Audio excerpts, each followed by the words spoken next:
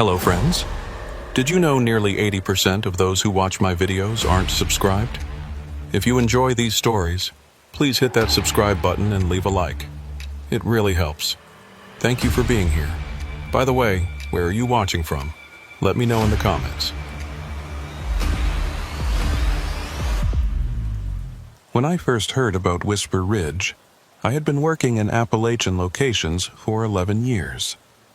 That's longer than many truckers have spent on these mountain roads.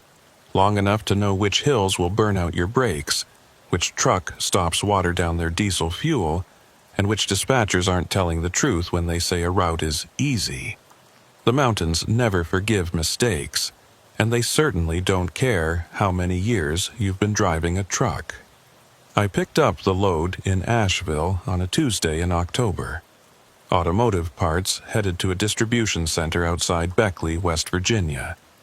A standard load, nothing special. It was the kind of haul I could manage half asleep, which was good because I'd been dealing with a blown tire outside Knoxville since 4 that morning. My dispatcher, a woman named Carol, who'd been routing trucks since before I was born, called me around noon. Her voice crackled through the phone with that particular brand of exhaustion that comes from spending too many years in a windowless office. "Got a load for you, Decker," she said. "Asheville to Beckley. Should be a milk run." I was finishing up a lukewarm coffee at a pilot outside of Bristol when she called. The coffee tasted like it had been sitting on the burner since the Carter administration, but it was hot and it was caffeinated, which was all that mattered. "What's the timeline?" I asked. "Pick up at 1600, delivery by 0800 tomorrow. You'll have plenty of time." I did the math in my head. Asheville to Beckley was roughly 250 miles, give or take. With the mountain roads, figure maybe 6 hours of actual driving, plus mandatory breaks. It was tight, but doable. "Weather?" I asked. There was a pause on the other end. Carol was shuffling papers, probably looking at 3 different loads while talking to me. "Clear tonight. Might get some fog in the higher elevations, but nothing you can't handle." "All right, send me the details." "Already in your system, and Decker?" Her voice changed slightly, got a little quieter. "Take the main route. Don't let your GPS talk you into any shortcuts." It was an odd thing to say. Carol wasn't the type to mother hen her drivers. In 11 years, she'd never once told me which route to take, only where to go and when to be there. "Something I should know about?" I asked. Another pause, longer this time. "Just take the main route. Adds maybe 20 minutes, but it's better road. Trust me on this one." I wanted to ask more, but a truck driver's relationship with his dispatcher is a delicate thing. You don't question them too much, and they don't give you the worst loads. It's an unspoken agreement. "Copy that," I said. "Main route it is." She hung up without saying goodbye, which wasn't unusual. Carol had probably 3 more calls to make before she could even think about taking a lunch break. I finished my coffee and climbed back into my truck. It was a 2015 Peterbilt 579, dark blue, with just enough miles on it to be broken in but not beaten down. I'd bought it used 3 years ago from a driver who was retiring, and it had been good to me. The engine was solid, the cab was comfortable, and most importantly, it had never left me stranded on the side of the road. The drive to Asheville was uneventful. Interstate 40 through the Smokies is one of the prettier stretches of highway in the country, if you're the type to notice that sort of thing. I'm not usually. When you drive for a living, scenery becomes background noise. But that day, for some reason, I found myself actually looking at the mountains as I passed through them. They were old, these mountains. Not like the Rockies out west, all jagged and dramatic. The Appalachians were worn down, rounded by time and weather. They had a weight to them, a presence that you could feel even from the highway. Dense forests climbed their slopes. trees packed so tight in places that you couldn't see more than a few yards into them. I got to the warehouse in Asheville a little before 4. The place was exactly what you'd expect. A massive metal building with a couple dozen loading docks, forklifts buzzing around like angry bees, and dock workers who looked like they'd rather be literally anywhere else. A guy named Tommy checked me in. He was maybe 25, with the kind of scraggly beard that said he was trying to look older than he was. "You're headed to Beckley?" he asked, glancing at his clipboard. "That's the plan. Long haul for a Tuesday night. Not my first rodeo." He nodded and went back to his paperwork. 20 minutes later, I was loaded up and ready to roll. Automotive parts, like Carol had said. The load was decent weight, probably 35,000 pounds, but nothing my truck couldn't handle. I pulled out of the warehouse at 4:30, which put me right on schedule. The sun was starting to sink toward the western ridges, painting the sky in shades of orange and pink. In another couple of hours, it would be full dark. The route Carol had sent me was straightforward enough. Take Highway 19 north out of Asheville, catch Interstate 26 through the mountains, then pick up various state routes that would eventually dump me onto Highway 19 again, which would take me straight into Beckley. The whole trip formed a rough arc through the heart of the Appalachians. I programmed the route into my GPS and settled in for the drive. The first hour was easy. The roads were good, traffic was light, and my truck was running smooth. I had the radio tuned to a classic rock station out of Asheville, and they were playing all the hits. Skinnerd, ZZ Top, the Eagles. The kind of music that makes long drives go faster. But as I climbed higher into the mountains, the station started to fade. First, it was just a little static, then more, until finally all I could hear was the occasional burst of music fighting through the white noise.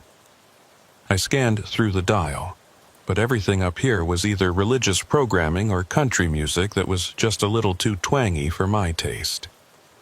I shut the radio off and drove in silence. That's when I started to notice the fog. It came in gradually, the way it usually does in the mountains. First, just wisps of it, thin tendrils reaching across the road like fingers. Then thicker patches that my headlights turned into solid walls of white. Then, as I climbed higher, it became a constant presence, reducing visibility to maybe 50 yards on a good stretch. I slowed down. No sense in being stupid about it. The last thing I needed was to come around a blind curve and plow into a broken-down car, or a deer frozen in my headlights. The GPS showed I was on State Route 226, winding my way through a section of the mountains that didn't even have a name on the map. Just empty green space marked with elevation lines. The road itself was in decent shape. 2 lanes, well-maintained, with guardrails on the sharper curves. But it was steep and winding, the kind of road that required constant attention. I'd been driving for about 2.5 hours when my CB radio crackled to life. At first, it was just static. I'd had the CB off since leaving Asheville. Not many trucks on these back roads, and I wasn't in the mood for chatter anyway. But it had turned itself on somehow, which wasn't entirely unusual. Old CBs sometimes picked up stray signals, especially in the mountains. I reached over to turn it off, but before I could, I heard something. A voice. Or at least I thought it was a voice. It was hard to tell through the static. Just a low sound, almost like someone breathing into the microphone. "Hello?" I said into the receiver, more out of habit than any real expectation of a response. The static continued for a moment, then seemed to fade slightly.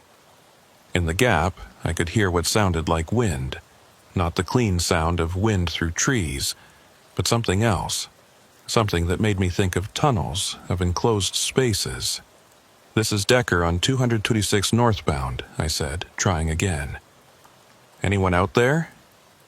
Nothing but that wind tunnel sound. Then, just as I was about to give up and shut the thing off, I heard it. A single word, barely audible through the static. 74. I stopped breathing, just for a second, because the voice, if it was a voice, didn't sound right. It was too flat, too monotone, like someone reading a number off a list without any inflection or emotion. "Say again," I said into the radio. "You're breaking up." 74. Same word, same flat delivery. I checked my speedometer instinctively, even though I knew I was only doing about 45 on these curves. The number meant nothing to me.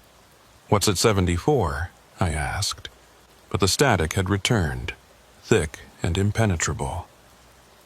I tried a few more times to raise whoever it was, but got nothing. Finally, I shut the CB off and focused on the road. Mile marker 74 showed up about 15 minutes later. I wouldn't have even noticed it if I hadn't been looking. It was just a small, green sign on the right side of the road, reflecting white in my headlights. Nothing special about it. But as I passed it, something made me glance in my side mirror. That's when I saw the light. It was way back in the trees, maybe 100 yards off the road. Just a single point of yellow light, steady and unmoving. Could have been anything. A house, a cabin, someone camping. The mountains were full of people who lived off the grid, in places you couldn't reach except by foot or four-wheeler. But something about it bothered me. Maybe it was the radio voice still echoing in my head. Maybe it was just the fog and the isolation getting to me. But I found myself pressing a little harder on the gas, wanting to put some distance between me and that light. I drove for another 20 minutes before I realized I needed to pull over. Not because I was tired. The opposite, actually. I was wide awake, every nerve ending firing. But my hands were cramping from gripping the wheel too tight, and I needed to stretch my legs. There was a small pullout coming up, just a widening in the shoulder where the road crew probably parked their trucks when they were working on this stretch. I eased my truck into it and shut off the engine. The silence was immediate and total. No other cars, no wind, nothing. Just the tick, tick, tick of my engine cooling down and the soft patter of moisture dripping from the trees. I sat there for a minute, trying to shake off the weird feeling that had been building since I heard that voice on the CB.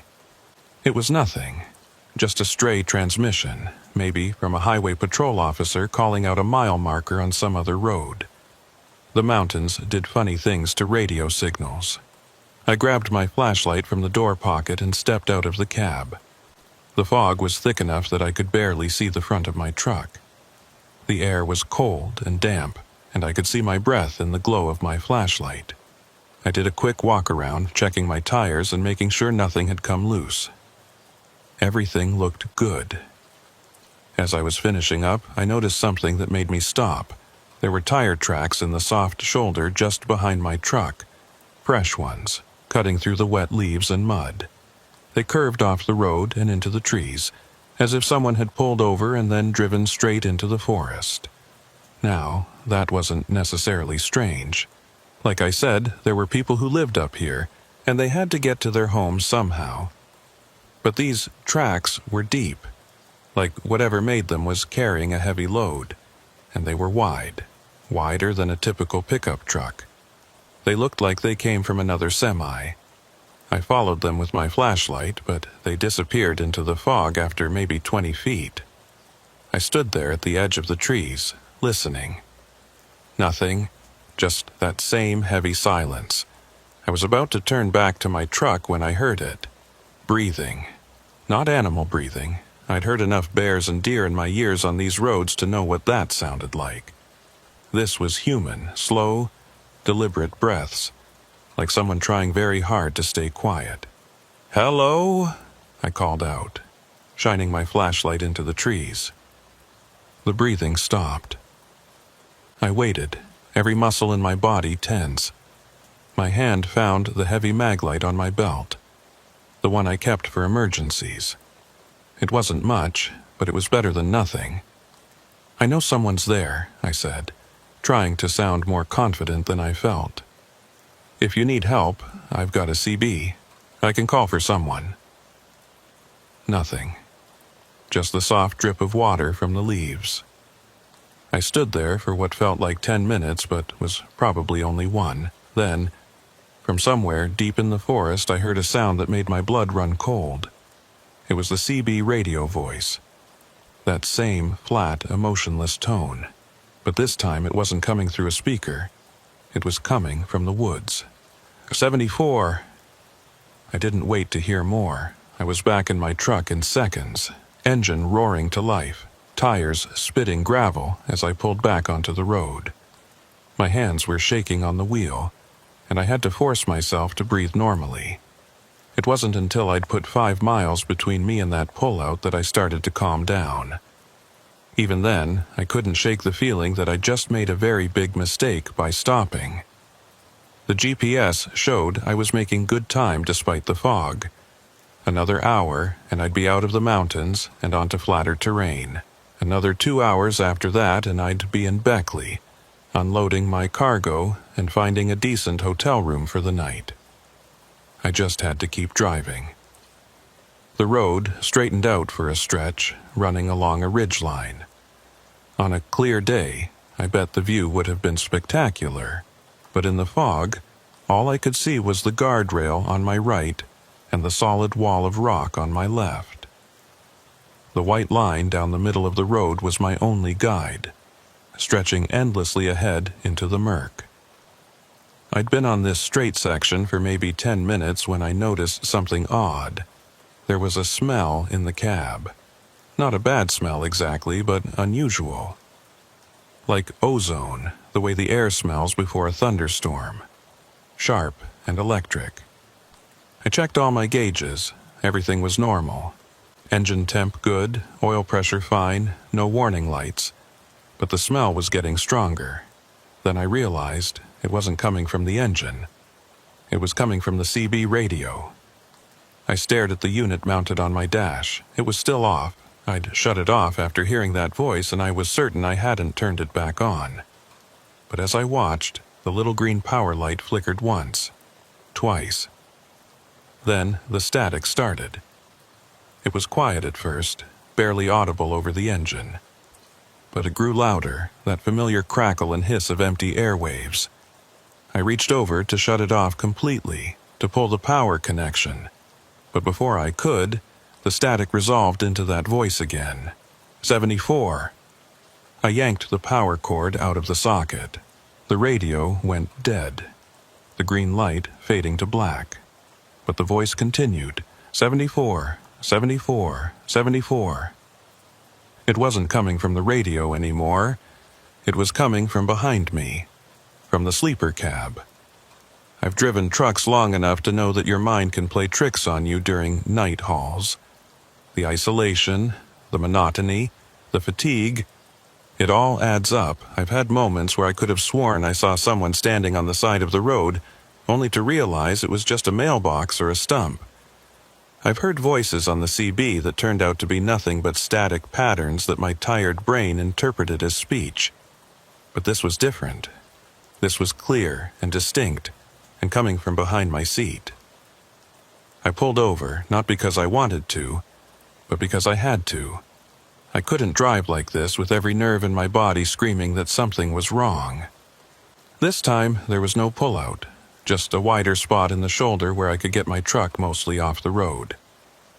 I put on my hazards and sat there, engine running, staring at the curtain that separated the cab from the sleeper. The voice had stopped. Everything was quiet again. "This is stupid," I said out loud to no one. "You're tired. You're hearing things." I didn't believe myself, but I needed to check. Needed to prove that there was nothing back there, that it was all in my head. I grabbed my flashlight and turned around in my seat. The curtain was closed, the way I always left it. I reached out and pulled it aside. The sleeper was empty. Of course it was empty. Just my bunk, neatly made, and the small amount of personal gear I kept back there. A duffel bag with a change of clothes. A paperback book I'd been meaning to read. a picture of my ex-wife that I kept forgetting to throw away. Nothing unusual, nothing out of place. But as I shined the flashlight around, I noticed something that made me pause. The window in the back of the sleeper, the small one that looked out the rear of the truck, it was fogged up, completely covered in condensation, as if someone had been breathing on it. I reached out and touched the glass. It was cold, so cold that my finger almost stuck to it. And there, in the fog on the window, someone had written a number. I got back on the road so fast I almost stalled the engine. This time, I didn't care about the fog or the curves or anything else. I just needed to get off this mountain, away from this road, away from whatever the hell was happening. The GPS showed mile marker 74 was now behind me, back where I'd made my first stop. I was at mile 82 now, climbing toward a pass that would take me over the ridge and down the other side. Once I cleared the pass, it was mostly downhill to Beckley. I just had to make it to the top. The road got steeper. My truck downshifted, engine growling as it pulled the grade. The fog was thicker than ever up here, and I was down to maybe 30 yards of visibility. I should have been scared, or at least nervous. But all I felt was a desperate need to keep moving. I'd been climbing for about 15 minutes when I saw the lights in my side mirror. At first, I thought it was another truck coming up behind me, but the lights were wrong. Too yellow, too dim, and they weren't moving right. They would appear for a few seconds, then disappear, then appear again farther back, like someone was turning a flashlight on and off in the fog. I pressed harder on the gas, but my truck was already maxed out on this grade. I couldn't go any faster without risking burning out my transmission. The lights kept pace, never getting closer but never falling behind either. They would appear in my mirror, 2 small points of yellow, and then vanish.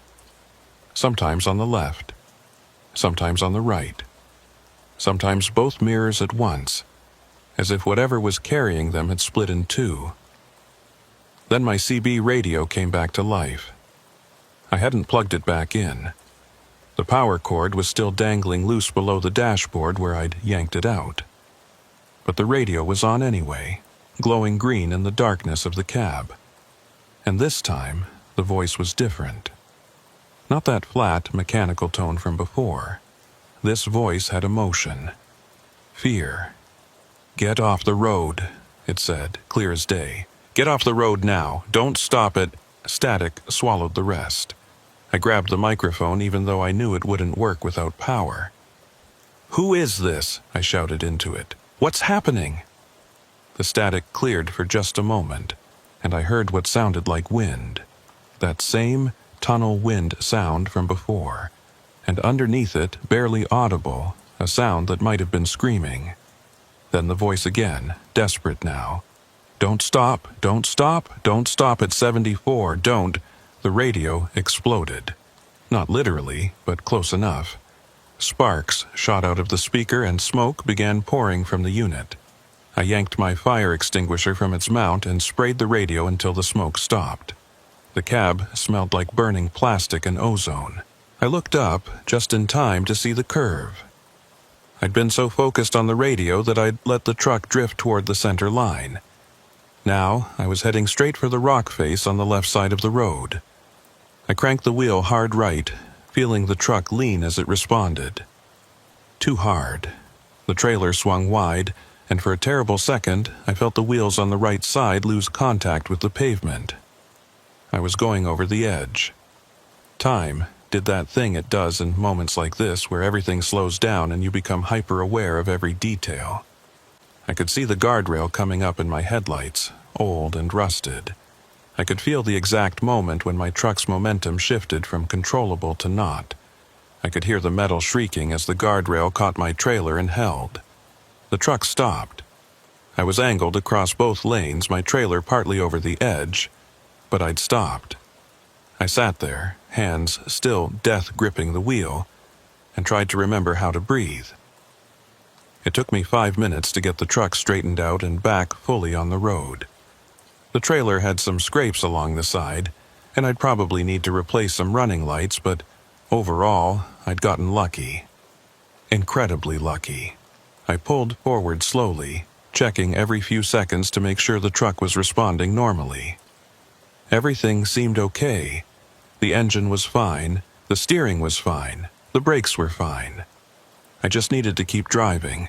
Forget about the lights in the mirror, forget about the voice on the radio, forget about the number on the window. Just drive until I reached Beckley and daylight and other people. That's when I saw the sign. It was on the right side of the road, partially hidden by fog. An old wooden sign, the kind that local fire departments used to mark rural roads before the county came through with official markers. Whisper Ridge Road, it said, mile 74. I stared at it as I drove past. That was impossible. I'd already passed mile 74. I'd been climbing for the past 20 minutes, had to be at mile 85 or 90 by now. There was no way I could be back at 74. But there it was. I checked my GPS. The little blue dot showing my position was exactly where it should be, moving steadily northeast along my programmed route. According to the GPS, I'd never gone backward. I was right on schedule, but the sign said different. I kept driving. What else could I do? But I couldn't stop my eyes from flicking to the side mirror, checking for those lights. They were gone now, or at least I couldn't see them through the fog. The road began to level out. I'd reached the pass, was starting my descent down the other side. The fog was clearing slightly and I could make out the shapes of trees on either side of the road. That's when I noticed the truck on the shoulder. It was another semi, maybe a quarter mile ahead, hazard lights blinking in the fog. As I got closer, I could see it was an older model Freightliner. Dark green, with some kind of logo on the door that I couldn't quite make out. I slowed down, pulling alongside it. The truck looked abandoned. No lights on in the cab, no sign of movement. But the engine was running. I could hear it idling, could see the wisp of exhaust from the stack. I pulled in front of it and stopped, leaving my own truck running. This was probably a mistake. I should have just kept going, let someone else deal with it. But truck drivers look out for each other on these roads. If someone was broken down or hurt, I couldn't just leave them. I grabbed my flashlight and climbed down from my cab. The temperature had dropped at least 10 degrees since my last stop. My breath came out in thick clouds. I walked back toward the other truck, playing my flashlight over it. The trailer was definitely loaded. I could tell by the way the suspension sagged. Whatever was in there was heavy. "Hello?" I called out. "Anyone need help?"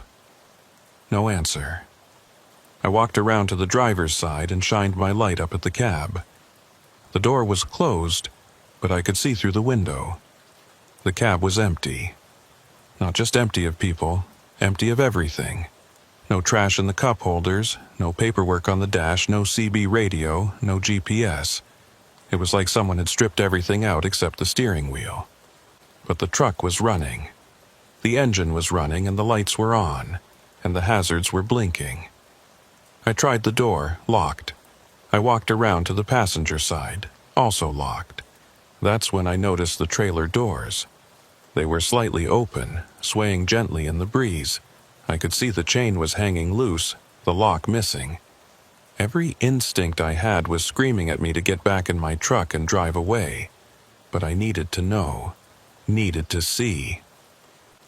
I walked to the back of the trailer and pulled one of the doors open wider. My flashlight beam cut through the darkness inside, illuminating nothing. The trailer was empty, completely empty.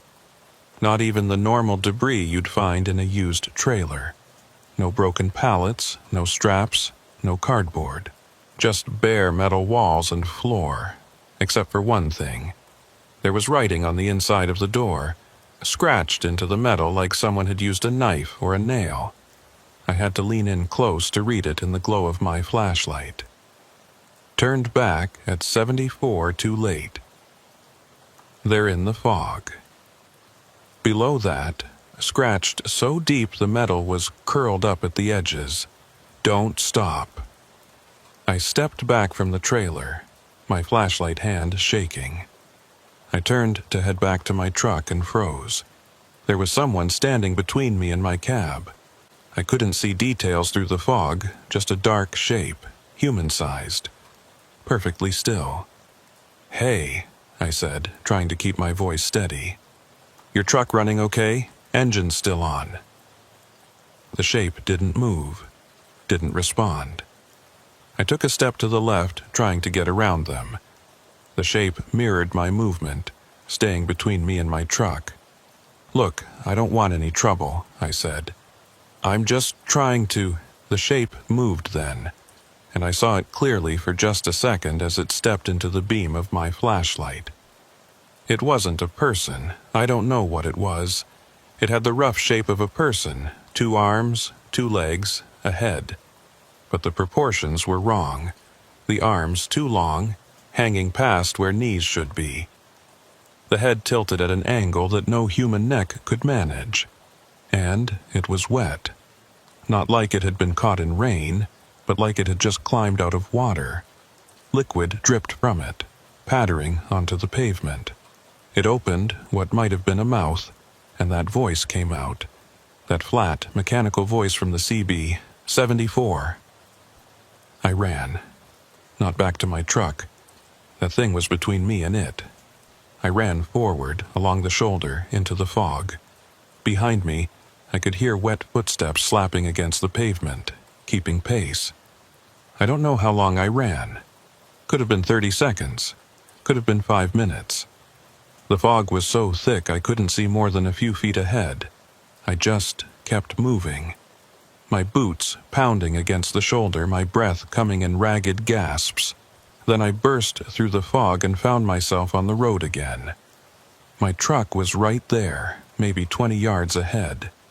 I could see it clearly now, hazard lights blinking. I didn't question it. I just ran for the cab, yanked the door open and threw myself inside. I slammed the door and locked it, then punched the button to lock all the doors. I sat there, gasping for breath, waiting for something to happen. For that thing to appear in my headlights or scratch at the door, or do whatever the hell it was going to do. But nothing came. I looked in my mirrors. The other truck was gone. Just empty road stretching behind me into the fog. I put my truck in gear and drove. Slowly at first, then faster as my nerves steadied. I didn't see anything else on the road. No lights in the mirror, no shapes in the fog, nothing. The mile markers counted up. 83, 84, 85, I'd made it past 74. For real this time, I could feel it. The fog began to clear as I descended the far side of the pass. By the time I hit mile marker 90, I could see stars through gaps in the clouds. Real, normal stars. I drove for another hour in silence, checking my mirrors every few seconds, but there was nothing behind me except empty road. The shaking in my hands gradually subsided. My breathing returned to normal. By the time I reached the Beckley Distribution Center, the sun was starting to rise. Pink and orange light was spreading across the sky, burning away the last of the fog. I could see the industrial buildings of the city ahead, could smell diesel and asphalt and all the normal smells of the civilization. I'd never been so happy to see a loading dock in my life. The dock manager at the Beckley Distribution Center was a guy named Frank Briggs. I'd delivered to this location maybe a dozen times over the years, and Frank was always the same. Gruff, efficient, more interested in getting trucks unloaded than in small talk. Which was fine by me. I wasn't in the mood for talking. "You look like hell," Frank said as I handed him the paperwork. "Long night," I said. He grunted and initialed the forms. "Bay 7, should have you out of here in 30. I backed my trailer into Bay 7 and killed the engine. While Frank's crew unloaded my cargo, I sat in the cab and tried to process what had happened on Whisper Ridge. The rational part of my brain, the part that had kept me alive for 11 years on these roads, wanted to explain it all away. I'd been tired, driving through heavy fog on an unfamiliar road.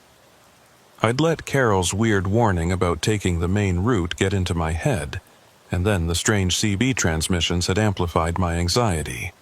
The rest was just my exhausted mind playing tricks. The writing in that abandoned trailer? Could have been from any time. Truckers sometimes scratched messages into trailers. Usually jokes or complaints about dispatchers, but sometimes darker things. Maybe that particular trailer had been involved in something bad, and some previous driver had scratched that warning. The thing I'd seen. Fog does strange things to light and shadow. Probably just a person, maybe homeless or high on something wandering around that pullout. The wet appearance could have been rain, or maybe they'd been washing something. The weird proportions, just my imagination, amplified by adrenaline and fear. The GPS anomaly, the repeating mile markers, equipment malfunction. Happens all the time, especially in mountains where satellite signals get wonky. I had explanations for everything, but I didn't believe a single one of them. "All done," Frank said, knocking on my cab door. "You sticking around or heading back out?" I checked my watch, 6:30 a.m. Carol would probably have another load for me by afternoon, but I needed sleep first. Real sleep, not the fitful half-dozing I sometimes did in truck stop parking lots. "Got a decent motel around here?" I asked. "There's a Best Western about 3 miles up the road. Clean, quiet, won't rob you blind." "Perfect, thanks, Frank." I pulled out of the distribution center and found the motel. By 7 a.m., I was checked in, showered, and lying on a bed that felt like heaven compared to my truck's sleeper. I should have crashed immediately. I was exhausted, running on maybe 3 hours of sleep in the past 36 hours. But every time I closed my eyes, I saw that thing standing in the fog. Those 2 long arms, that impossible angle of its head.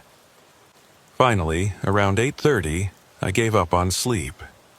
I grabbed my laptop from my truck and went back to my room.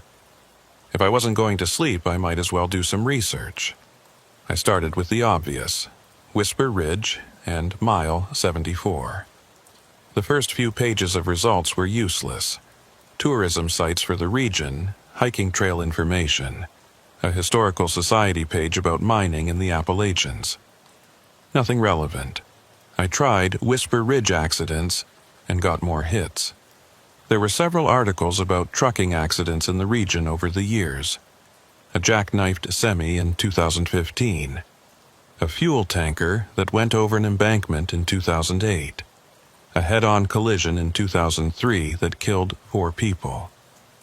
None of them mentioned mile marker 74 specifically, but they all occurred on the same general stretch of State Route 226 that I'd been driving. I kept digging. After about an hour, I found something interesting buried in a local news archive from 1987. The article was short, just 3 paragraphs. Missing. Trucker's vehicle found. The vehicle belonging to Richard Mason, 43, of Bristol, Tennessee, was discovered Thursday on State Route 226 near mile marker 74. Mason had been reported missing by his employer after failing to complete a delivery to Beckley, West Virginia. The tractor-trailer was found idling on the shoulder with its hazard lights on. Mason was not in the vehicle, and an initial search of the surrounding area found no sign of him. "It's like he just got out and walked away," said State Police Trooper William Hardy. His personal effects were still in the cab.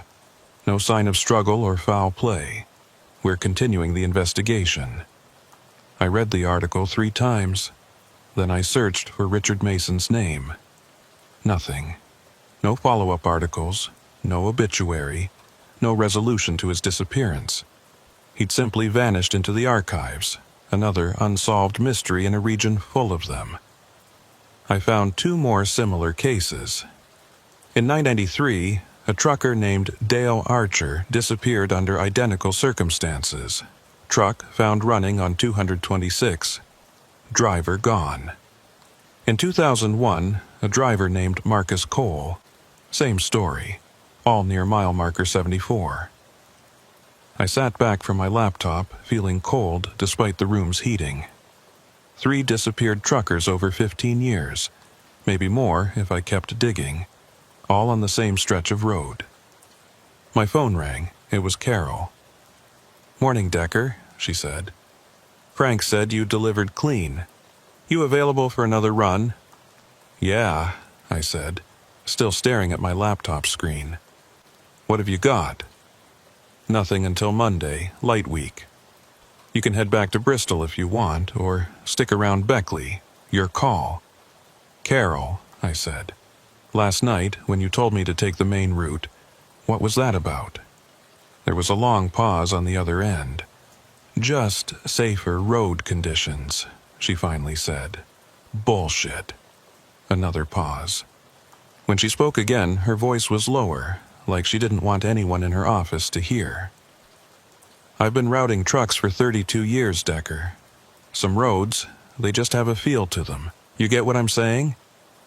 "No," I said, even though I did. "Look, I've had drivers go up that section of 226, and some of them come back different. Rattled. One guy quit the industry entirely, went to work at a hardware store. Said he'd never drive at night again. I don't ask questions. I just try to route people around it when I can. You could have told me that yesterday. And you would have thought I was crazy. Would you have taken the load?" She had a point. "Did you ever hear about truckers disappearing on that route?" I asked. "Back in the 80s and 90s?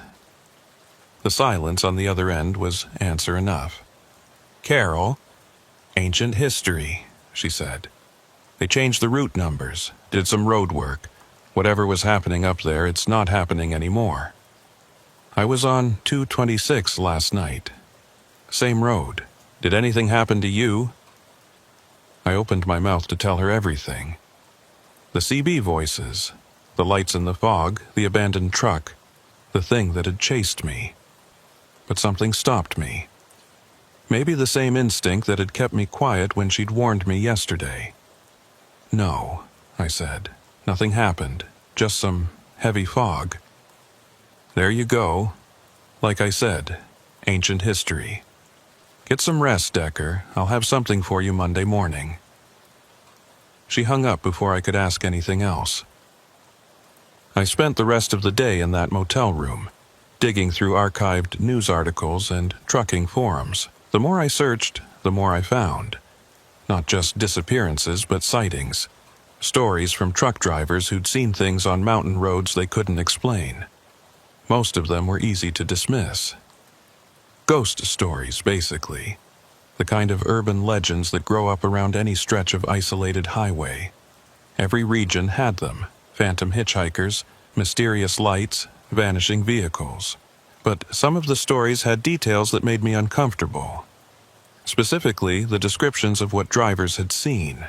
One post from 2012, on a forum for long-haul truckers. Driving through West Virginia last night, somewhere in the mountains.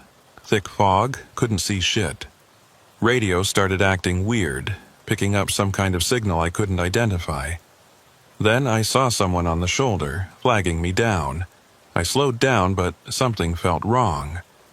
The person's arms were too long and they were moving weird, like their joints bent the wrong way.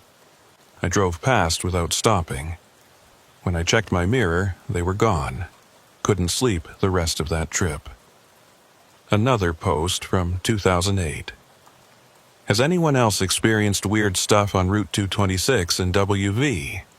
I had my CB turn on by itself 3 times last night. Always the same voice saying numbers. Then I saw another truck on the shoulder. Looked abandoned. But when I came back that way an hour later, had to turn around, wrong road, the truck was gone. No way it could have moved that fast. Still can't explain it. There were dozens more. Some were clearly exaggerated or made up. But there were enough credible-sounding accounts that I couldn't just dismiss them all. The sun was setting when I finally closed my laptop. I'd learned a lot, but none of it made me feel better. If anything, I felt worse, because all the research confirmed what I already knew. Something was wrong with that stretch of road. Something that had been wrong for a long time. I tried to sleep again that night, but it didn't come any easier. I kept thinking about those disappeared truckers. Had they seen what I'd seen? Had they heard that voice on their CB radios? Had they stopped at mile marker 74? And if so, what had happened to them? Around midnight, I gave up and went for a drive. Not far, just around Beckley. I needed to clear my head, needed to see normal streets and normal people and normal things. I was stopped at a red light downtown when I noticed the truck stop across the intersection. It was a small, independent place, not part of any chain. The kind of stop that local truckers used when they didn't want to deal with the crowds at the bigger facilities. On impulse, I pulled in. The parking lot was mostly empty. Just 3 other trucks, all dark and presumably sleeping. But the diner portion was open, lights glowing warm against the night. I went inside. A handful of people sat, scattered at the counter and booths. A couple of truckers nursing coffee, a waitress reading a paperback behind the counter, a state trooper working on a piece of pie. I took a seat at the counter. The waitress, a woman in her 50s with tired eyes and a kind smile, brought me coffee without asking. "You eating or just drinking?" she asked. "Just coffee, thanks." She nodded and went back to her book. I sat there for a while, letting the warmth and the normalcy seep into me. This was real. This diner, this coffee, these people. What had happened on Whisper Ridge, that wasn't real, couldn't be real. "You look like you've had a rough one." I looked over. The state trooper had moved from his booth to the stool next to mine. He was younger than I'd thought, maybe early 30s, with the clean-cut look of someone who took his job seriously. "Long haul," I said. "Just got in this morning." "Where from?" "Asheville." He nodded, taking a sip of his coffee. "That's a rough drive in the dark, especially this time of year with the fog." "You work this area?" I asked. "State Route 226 mostly, that whole stretch through the mountains." He extended his hand. "Trooper Wyatt Tate." I shook his hand. "Decker." "Well, Decker, if you came in from Asheville last night, then you probably know that road better than you want to by now." "You could say that." He studied me for a moment. "Run into anything unusual up there?" The question caught me off guard. The way he asked it wasn't casual. There was weight behind it. "Why do you ask?" Tate shrugged. "We get reports sometimes. Drivers seeing things, experiencing equipment malfunctions. Usually around..." He trailed off, seeming to reconsider what he was about to say. "Around mile marker 74, I finished." His expression didn't change, but something flickered in his eyes. Recognition, maybe, or concern. "You experienced something," he said.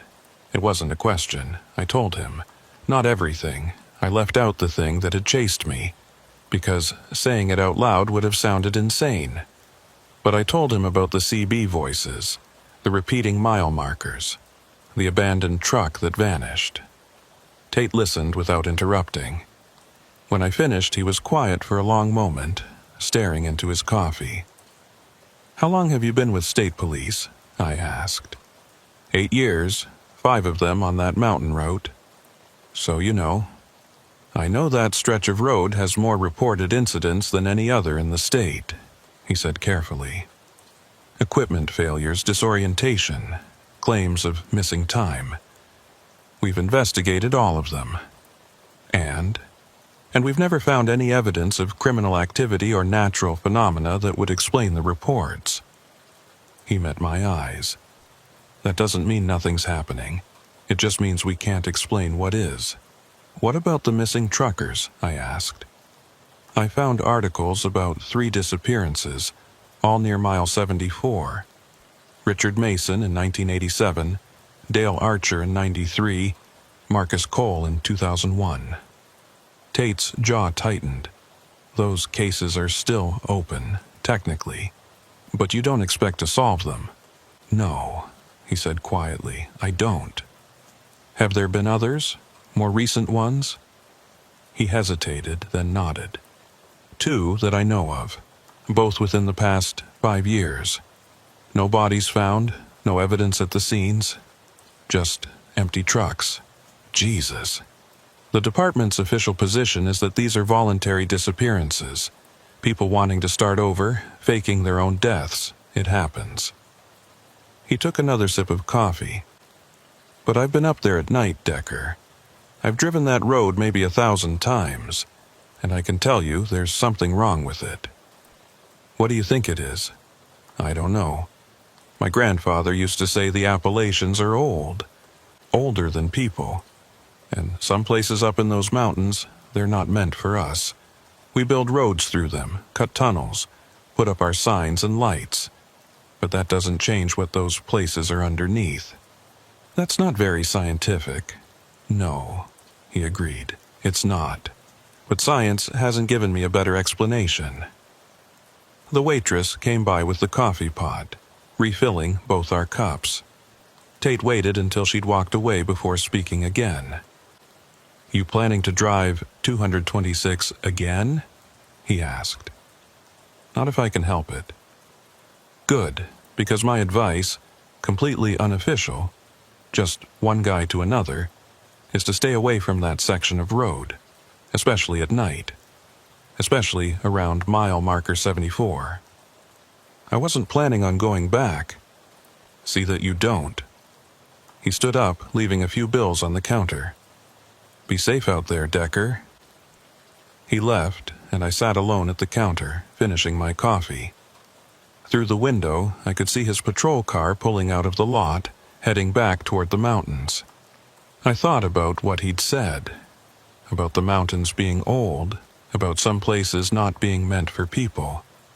It was the kind of thing you'd expect to hear from some superstitious local, not from a state trooper. But he'd been serious. Completely serious.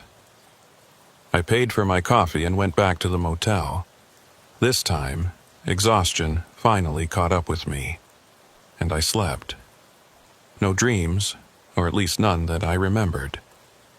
I spent the weekend in Beckley, avoiding the mountains and trying to convince myself that I'd overreacted to a stressful drive. By Sunday afternoon, I'd almost succeeded. Then Carol called with a load. Got something good for you, she said. Beckley to Roanoke, furniture. Light load, easy drive. I pulled up the route on my GPS. It was straightforward. I-77 south to I-81, then a straight shot into Roanoke. Main highways the whole way. No mountain back roads, no State Route 226. When do you need me there? I asked. Pickup Monday morning at 8, delivery by 6 p.m. Gives you plenty of cushion. I'll take it. Great, paperwork's in your system. She hung up, and I sat there looking at the route. It was perfect, exactly what I needed. A simple, uneventful drive on major highways to get my confidence back. Monday morning came clear and cold. I picked up the load without incident and was on the road by 8:30. The first few hours were exactly what I'd hoped for. Smooth highway, light traffic, no problems. I made it to Roanoke by 3 p.m., well ahead of schedule. The delivery was at a furniture warehouse on the south side of the city. I pulled in, got unloaded, and was back on the road by 4. That's when Carol called again. Hey Decker, got another one for you if you want it. Roanoke to Bluefield, auto parts, pick up at 5, delivery by midnight. I checked my map. Bluefield was back in West Virginia, about 90 miles from Roanoke. The route would take me... I stopped, felt my stomach drop. The route would take me through the mountains. Not exactly the same road I'd driven before, but close, very close. What route? I asked, already knowing the answer. Highway 460 through the mountains, then catch 19 up to Bluefield. should be about 2 hours, 2.5 with the mountain grades. Highway 460. I pulled it up on my GPS. It ran parallel to State Route 226 for part of its length, about 5 miles to the south. Close enough that I'd be able to see the same mountains, maybe even some of the same terrain, but it wasn't the same road. It wasn't 226. It wasn't Whisper Ridge. "Decker? You there?" "Yeah," I said. "I'm here, I'll take it." "Great. Warehouse is off Airport Road. They're expecting you." I picked up the load and was back on the highway by 5:30. The sun was already low on the horizon, painting the mountains in shades of orange and purple. I'd be driving through them at night, but not on 226. Not through Whisper Ridge. Highway 460 was a better road than 226, wider, with more guardrails and better lighting in the developed areas. But as I climbed into the mountains, civilization fell away quickly. Within 20 minutes of leaving Roanoke, I was surrounded by forest and ridges with nothing but my headlights to push back the darkness. The sun set around 6:30. By 7, it was full dark. I kept the CB radio off. I didn't want to risk hearing that voice again, even though I was on a different road. The silence in the cab was better than the alternative. The highway climbed steadily, winding through passes and along ridgelines.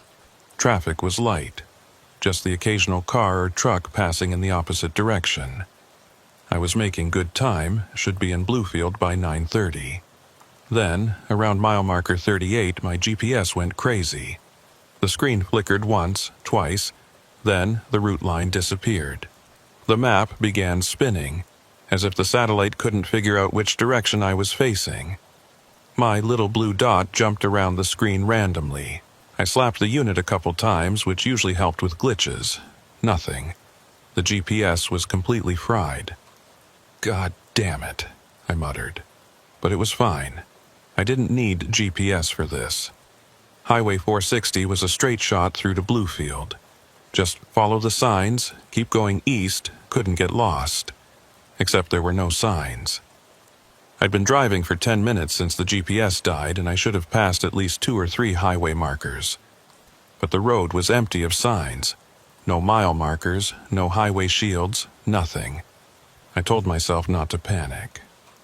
Mountain roads sometimes went long stretches without signage, especially the older sections. And my headlights could easily miss signs that were set back from the road or partially hidden by trees. But I couldn't shake the feeling that something was wrong. The road began to narrow. At first I thought it was just a construction zone, or maybe an older section that hadn't been widened yet. But after another 5 minutes, the pavement itself started to change. It went from smooth asphalt to rougher, older pavement, the kind of road surface that hadn't been resurfaced in years. This wasn't Highway 460. Not anymore. I slowed down, looking for somewhere to turn around. But the road had also gotten more winding, with steep drop-offs on the right and sheer rock faces on the left. No pullouts, no intersections, no safe place to make a U-turn with a loaded semi. I had to keep going forward and hope the road connected back to 460, or at least to some other highway where I could get my bearings. The fog started around mile marker. Wait.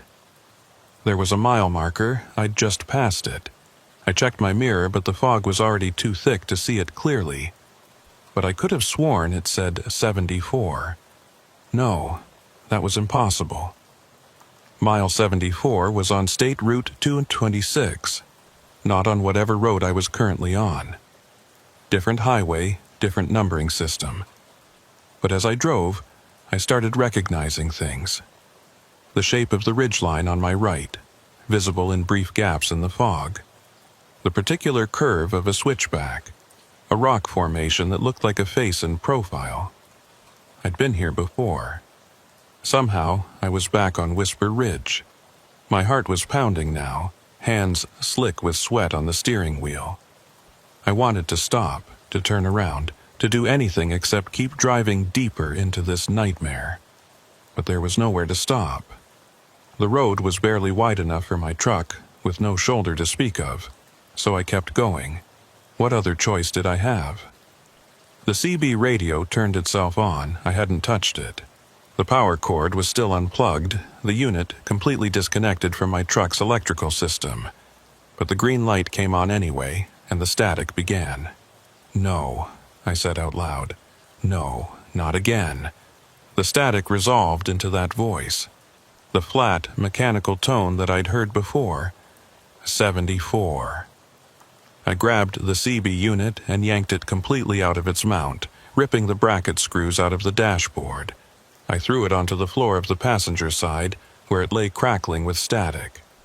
74, 74, 74. The voice was coming from the unit on the floor, but also from somewhere else, from behind me, from the sleeper. "I'm not stopping," I said, to the voice, to the road, to whatever was happening. "I'm not stopping. I'm just going to drive until I'm out of these mountains." The voice changed then. It wasn't that flat, mechanical tone anymore. It was human, desperate. Multiple voices overlapping. "Don't stop. Turn back. Get off the road. It's in the fog. Mile 74. Run." I pressed down on the gas, my truck accelerating as much as it could on the upgrade. The voices kept coming from the radio on the floor, a cacophony of warnings and pleas. Then I saw the lights. The same yellow lights from before appearing in my mirrors, first on the left, then on the right, then both. They paced my truck, appearing and disappearing in the fog. I looked at my speedometer. I was doing 65 on a road that should have been maxed out at 45, my truck screaming as I pushed it harder than I should on these mountain curves. But the lights kept pace. Then I saw it ahead. Another truck parked on the shoulder. Dark green Freightliner, same as before. Hazard lights blinking, engine running. "No," I said. "No, I'm not stopping. I'm not doing this again." But as I got closer, I could see someone in the road, waving their arms. Flagging me down, I wasn't stopping. I didn't care if they were hurt, if they needed help, if they were in genuine distress. I'd been down this road before, literally and figuratively. I knew what happened when you stopped, but as I got closer I could make out details. The person in the road wasn't standing right. Their posture was wrong, tilted at an unnatural angle, and their arms, waving to flag me down, were too long. Joints bending in ways human joints shouldn't bend. I swerved around them, my trailer swinging wide. In my mirror, I saw the figure turn to follow my movement, and for just a second, my headlights illuminated its face. Except it didn't have a face. Just smooth, wet skin where features should have been. I drove faster, the truck protesting as I pushed it past safe speeds for these conditions. The voices on the radio got louder, more frantic. 74, 74, 74. The fog got thicker, reducing visibility to almost nothing. I was driving blind, trusting that the road would be where I expected it to be, that I wouldn't hit a broken-down car or a fallen tree or another one of those things. Then, through the fog, I saw something that made me hit the brakes. There was writing on the road, not painted, carved. Deep grooves in the asphalt, forming letters that were each 3 feet tall. Turn back. I stopped. I couldn't help it. My truck sat idling in the middle of the road, my headlights illuminating those carved words. Behind the first message there was more. Mile 74. They come in the fog. Don't let them touch you. The words extended up the road as far as I could see into the fog. Dozens of them. Hundreds, maybe. The lights appeared around my truck now, not in the mirror but outside, surrounding me. Yellow points of illumination in the fog, bobbing and weaving like they were carried by things that were walking. The voices on the radio reached a crescendo, all of them screaming the same thing. Run, run, Run, run, run. I put the truck in gear and drove. Right over the words carved in the road, feeling the thump, thump, thump as my wheels crossed each letter. The lights followed, keeping pace no matter how fast I went. Something hit the side of my trailer, a wet, meaty thump that reverberated through the whole truck. Then another, then several at once, like multiple objects slamming into the trailer walls. I didn't look in the mirrors. I didn't want to see. The road began to descend. I was going downhill now, gravity helping my truck pick up speed. The fog started to clear slightly and I could see farther ahead. There was a bridge coming up. Old stone construction, single lane, probably built 100 years ago and never upgraded. Under normal circumstances, I would have slowed to a crawl to cross it safely. But these weren't normal circumstances. I hit the bridge at 70 miles per hour, feeling the old stones groan under my truck's weight. The whole structure shook. I was certain it would collapse, that I'd plunge into whatever ravine or river it was spanning. But the bridge held, and when I came off the other side, the fog was gone. Just like that. 1 second I was driving through the thickest fog I'd ever seen, and the next I was on a clear mountain road under a sky full of stars. No fog, no lights following me, no voices on the radio. I looked in my mirrors. The bridge was still visible behind me, old stone arches spanning a deep gorge. But the fog stopped at the bridge, as if hitting an invisible wall. Beyond it, I could see those yellow lights, dozens of them, clustered at the far end of the bridge but not crossing. I kept driving, not slowing down until I'd put 5 miles between me and that bridge. When I finally eased off the gas, my hands were shaking so badly I could barely hold the wheel. I pulled into the first pullout I found and sat there, engine idling, trying to get my breathing under control. My whole body was shaking now, adrenaline crash hitting me hard. I checked the time. 9:15 p.m. I'd been driving for less than 4 hours total, but it felt like days. My phone rang. Carol. "Hey, Decker, just checking in. You making good time?" "Where am I?" I asked, my voice hoarse. "What do you mean? You should be on 460, maybe 30 miles out of Bluefield." I looked at my GPS. It had rebooted itself and was showing my position. According to the map, I was exactly where Carol said I should be, on Highway 460, approaching Bluefield. But that was impossible. I'd been on a different road. I'd seen mile marker 74. I'd been back on Whisper Ridge. "Decker, you there?" "Yeah," I said. "I'm here. I'm fine. Just had some GPS trouble." "Well, you're making good time. Should have you in Bluefield by 10.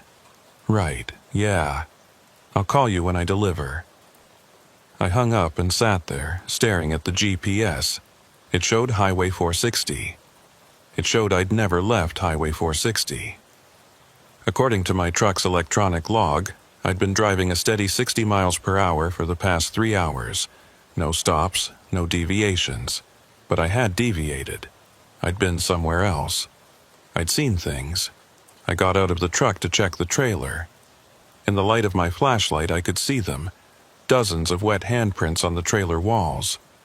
Some were human-sized, some were much larger. All of them had too many fingers. I stood there, staring at those prints, and for the first time in my adult life, I considered just walking away, leaving the truck, the load, the whole career behind. Calling a taxi to take me to the nearest airport and flying somewhere, anywhere, that wasn't these mountains. But I didn't. Because truck drivers don't quit. We finished the job. I got back in my cab and drove to Bluefield. Made my delivery. Signed the paperwork. Did everything exactly as I was supposed to do. But I knew, with absolute certainty, that something had touched my truck on that road. Something that shouldn't exist had left its marks on my trailer. And somewhere in these mountains, there was a mile marker with the number 74, and something terrible waited there in the fog. I took a week off after the Bluefield run. Told Carol I needed to deal with some personal stuff, which wasn't entirely a lie. What I was really dealing with was the question of whether I could keep doing this job. I'd been a trucker for 11 years. It was all I knew how to do. But every time I closed my eyes, I saw those lights in the fog, heard those voices on the radio, felt the truck shudder as something hit the trailer. The handprints on the trailer wouldn't wash off. I tried everything: soap, degreaser, even paint thinner. They were burned into the metal somehow, permanent marks of something that shouldn't have been able to touch my truck. Eventually, I just painted over them. 3 coats of industrial gray paint, the same color as the rest of the trailer. You couldn't see the handprints anymore, but I knew they were there underneath. I could feel them, especially at night. On the 6th day of my break, I drove back to Beckley, not for a load. I needed to talk to Trooper Tate. I found him at the same truck stop where we'd met before, sitting at the counter with a cup of coffee and a piece of pie. He saw me come in and nodded to the stool next to him. "Didn't think I'd see you again," he said. "Neither did I." I told him everything. About the second trip, the GPS malfunction, ending up back on Whisper Ridge even though I'd been on Highway 460. The lights, the voices, the bridge, the handprints. He listened without interrupting, and when I finished, he was quiet for a long time. "Show me," he finally said. We went out to my truck. I showed him the trailer, pointed to where the handprints had been before I painted over them. He ran his hand over the paint, then pulled out a small flashlight and examined the surface closely. "You can see them," he said. "The paint's a different texture where the prints were, like something burned through the metal before you covered it." "What is it?" I asked. "What's happening on that road?" Tate put his flashlight away and leaned against my truck. "My grandfather told me a story once. He was a trucker too, drove these mountains back in the 50s and 60s. He said there were places in the Appalachians where the ground was thin. Thin? Between here and somewhere else. He said the Cherokee knew about these places, avoided them.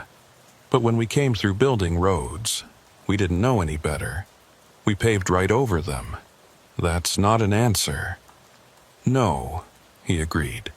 "It's not, because I don't have an answer. All I know is that something happens on that stretch of road, around mile 74. It's been happening for at least 40 years, probably longer, and 5 truckers that I know of have disappeared there." "6, I said. "I found one more in the archives, 1982. He nodded, not surprised. "Could be more we don't know about. Some disappearances don't get reported. Drifters, people with no family, drivers working off the books. What happened to them? I don't know. Their trucks were found running, doors open, no sign of struggle. Just gone." He looked at me. "You're lucky, Decker. You got away. Twice. Most people don't get a second chance. I wasn't on Whisper Ridge the second time. I was on 460. "Were you?" he asked. "Or did 460 become Whisper Ridge for a while? These mountains. They shift, not physically but in other ways. The boundaries between places aren't as solid as we like to think." I didn't know what to say to that. It sounded insane. But I'd seen things that were more insane. "What do I do?" I asked. "Stay away from that area. Request routes that don't go through these mountains. And if you ever find yourself on Whisper Ridge again, if you see that mile marker..." He stopped, choosing his words carefully. "Don't stop. No matter what you see, no matter what you hear, just keep driving until you're clear." "And if I can't get clear?" He didn't answer. He didn't need to. We both knew what happened to drivers who couldn't get clear. I left Beckley that afternoon and drove back to Bristol. Took the long way, staying on major interstates the whole time. Added 3 hours to the trip, but I didn't care. When I got home, I called Carol. "I need you to keep me off mountain routes," I said. "Appalachian region, any of them." "That's going to limit your options," she said. "A lot of freight moves through those mountains." "I don't care. Find me flatland routes, Midwest, plains, desert. I don't care where, as long as it's not mountains." There was a pause. "You're serious about this?" "Completely serious." "All right," she said. "I'll see what I can do. But Decker, if you want to tell me what happened." "I don't," I said. "Thanks, Carol." For the next month, I ran routes through Kansas, Nebraska, the Dakotas. Flat country, straight roads, nothing but cornfields and wheat fields stretching to the horizon. It was boring, which was exactly what I needed, but I couldn't shake the feeling that something had followed me out of those mountains. Sometimes, late at night when I was parked at a truck stop, I'd hear sounds outside my cab. Wet footsteps on asphalt. Breathing that didn't sound quite human. And once, I woke up to find a handprint on my windshield. Too large, and with too many fingers. I wiped it away and told myself it was nothing. Condensation, a weird reflection. Something normal that my tired brain had misinterpreted. But I knew better. Whatever was on Whisper Ridge, whatever waited at mile marker 74, it had touched my truck. And sometimes, on the darkest nights, I think part of it is still touching me. I still drive trucks. It's all I know how to do, but I keep to the flat places now, the open spaces where you can see for miles in every direction. And I never, ever take loads that go through the Appalachians. Because I know that if I go back to those mountains, if I find myself on that road again, I might not make it out a third time. Sometimes Carol calls me with loads through West Virginia or Tennessee. Good money, easy routes. And every time I turn them down. She doesn't ask why anymore. Maybe she knows. Maybe she always knew. Last week, I was scrolling through a trucking forum and saw a post that made my blood run cold. It was from a driver asking if anyone else had experienced weird stuff on State Route 266 in West Virginia, near mile marker 74. He described lights in the fog, voices on his CB, an abandoned truck that vanished. I started to reply, to warn him to stay away from that road. But I stopped, because what would I say? That there's something in those mountains that defies explanation. That the laws of nature seem to break down around mile marker 74. That trucks and drivers disappear and are never found. He wouldn't believe me. No one would. I barely believe it myself, and I lived through it. So I closed the forum without posting and went back to studying my maps, planning my next route. Somewhere flat, somewhere far from the mountains. But late at night, when I'm lying in my sleeper and the world is dark and quiet, I sometimes hear it. That voice. That flat, mechanical voice that came through my CB radio. 74. It's quieter now, distant. But it's always there, at the edge of hearing. A reminder of something I saw but can't explain. Something I survived but don't understand. I tell myself it's just memory, just trauma playing tricks on my mind. The same way I tell myself that the handprints I painted over are just discoloration in the metal, that the sounds I hear outside my truck at night are just animals or the wind. But sometimes, when I check my mirrors, I see lights in the distance. Yellow lights that follow me for a while before fading away. And I wonder if whatever lives on Whisper Ridge is still watching me, still waiting for me to come back. I won't, though. I can't. Because I've learned something in my 11 years on these roads. The mountains are old, and they keep their secrets. And some places, some roads, some mile markers, they're not meant for us. We drive through them because we need to get somewhere, because there's freight to deliver and miles to cover. But the mountains don't care about our needs. They were here long before the roads, and they'll be here long after the roads are gone. And in the deep places, where the fog never quite clears and the CB radio picks up signals from nowhere, something waits. I don't know what it is. I don't know what it wants. All I know is that it touched my truck, and sometimes, late at night in the dark, I can still feel it touching me. Mile marker 74. Whisper Ridge. If you ever find yourself there, in the fog, with your radio crackling to life, don't stop. Just keep driving. And pray that you can find your way out before the mountains decide to keep you. 3 months after everything happened, I got a call from a number I didn't recognize. When I answered, there was only static on the line. That familiar crackling, like a CB radio searching for a signal. I was about to hang up when I heard it, underneath the static. So quiet, I almost missed it. A voice, flat and mechanical. 74. I haven't answered calls from unknown numbers since, but sometimes my phone rings late at night. Always a different number. Always the same static. Always the same voice. I'm thinking about changing careers, maybe working in a warehouse, or driving for a local delivery company. Something that doesn't involve long hauls through the dark. Because I can't shake the feeling that whatever is on Whisper Ridge is trying to call me back. And one of these nights I'm afraid I might answer.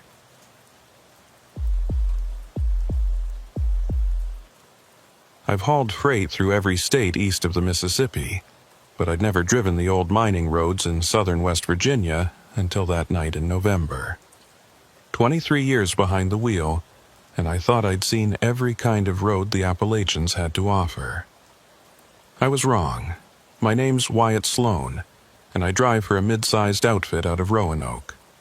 We do a lot of industrial equipment, mining gear, construction machinery, that sort of thing. Heavy loads, specialized routes, the kind of work that pays well because nobody else wants to do it. The call came in on a Thursday afternoon. I was finishing up a delivery in Charleston when my dispatcher, a guy named Roy Maddox, rang my cell. "Got something urgent for you," he said without preamble. Roy wasn't one for small talk. Fabricated steel parts. Needs to get from Charleston to a mining operation outside of Logan by morning. I pulled up my mental map of the area. Logan was maybe 60 miles south, mostly highway. Easy run, even with a heavy load. "What's the catch?" I asked. "No catch. Straight shot down Route 119. You'll be there by midnight, plenty of time. What's it paying?" He quoted me a number that was about 30% higher than normal. That got my attention. "Why the premium?" I asked. "Client's desperate. They've got equipment down, losing money by the hour. You deliver tonight, they'll have their maintenance crew on it by dawn." I thought about it for maybe 5 seconds. The money was good, the route was simple, and I had nothing else on my schedule. "I'm in," I said. "Great. Pickups at the fabrication plant on Corridor G. They're loading now." I made it to the plant by 5 p.m. The place was a sprawling industrial complex, all corrugated metal and sodium vapor lights. A foreman named Briggs met me at the gate, a clipboard in one hand and a walkie-talkie in the other. "You're Sloan?" he asked. "That's me." "Good. We've got your load ready, 7,500 pounds of steel components, secured and tarped." He walked me through the paperwork while his crew finished loading. The parts were large, gear housings, support brackets, things machined to precise tolerances.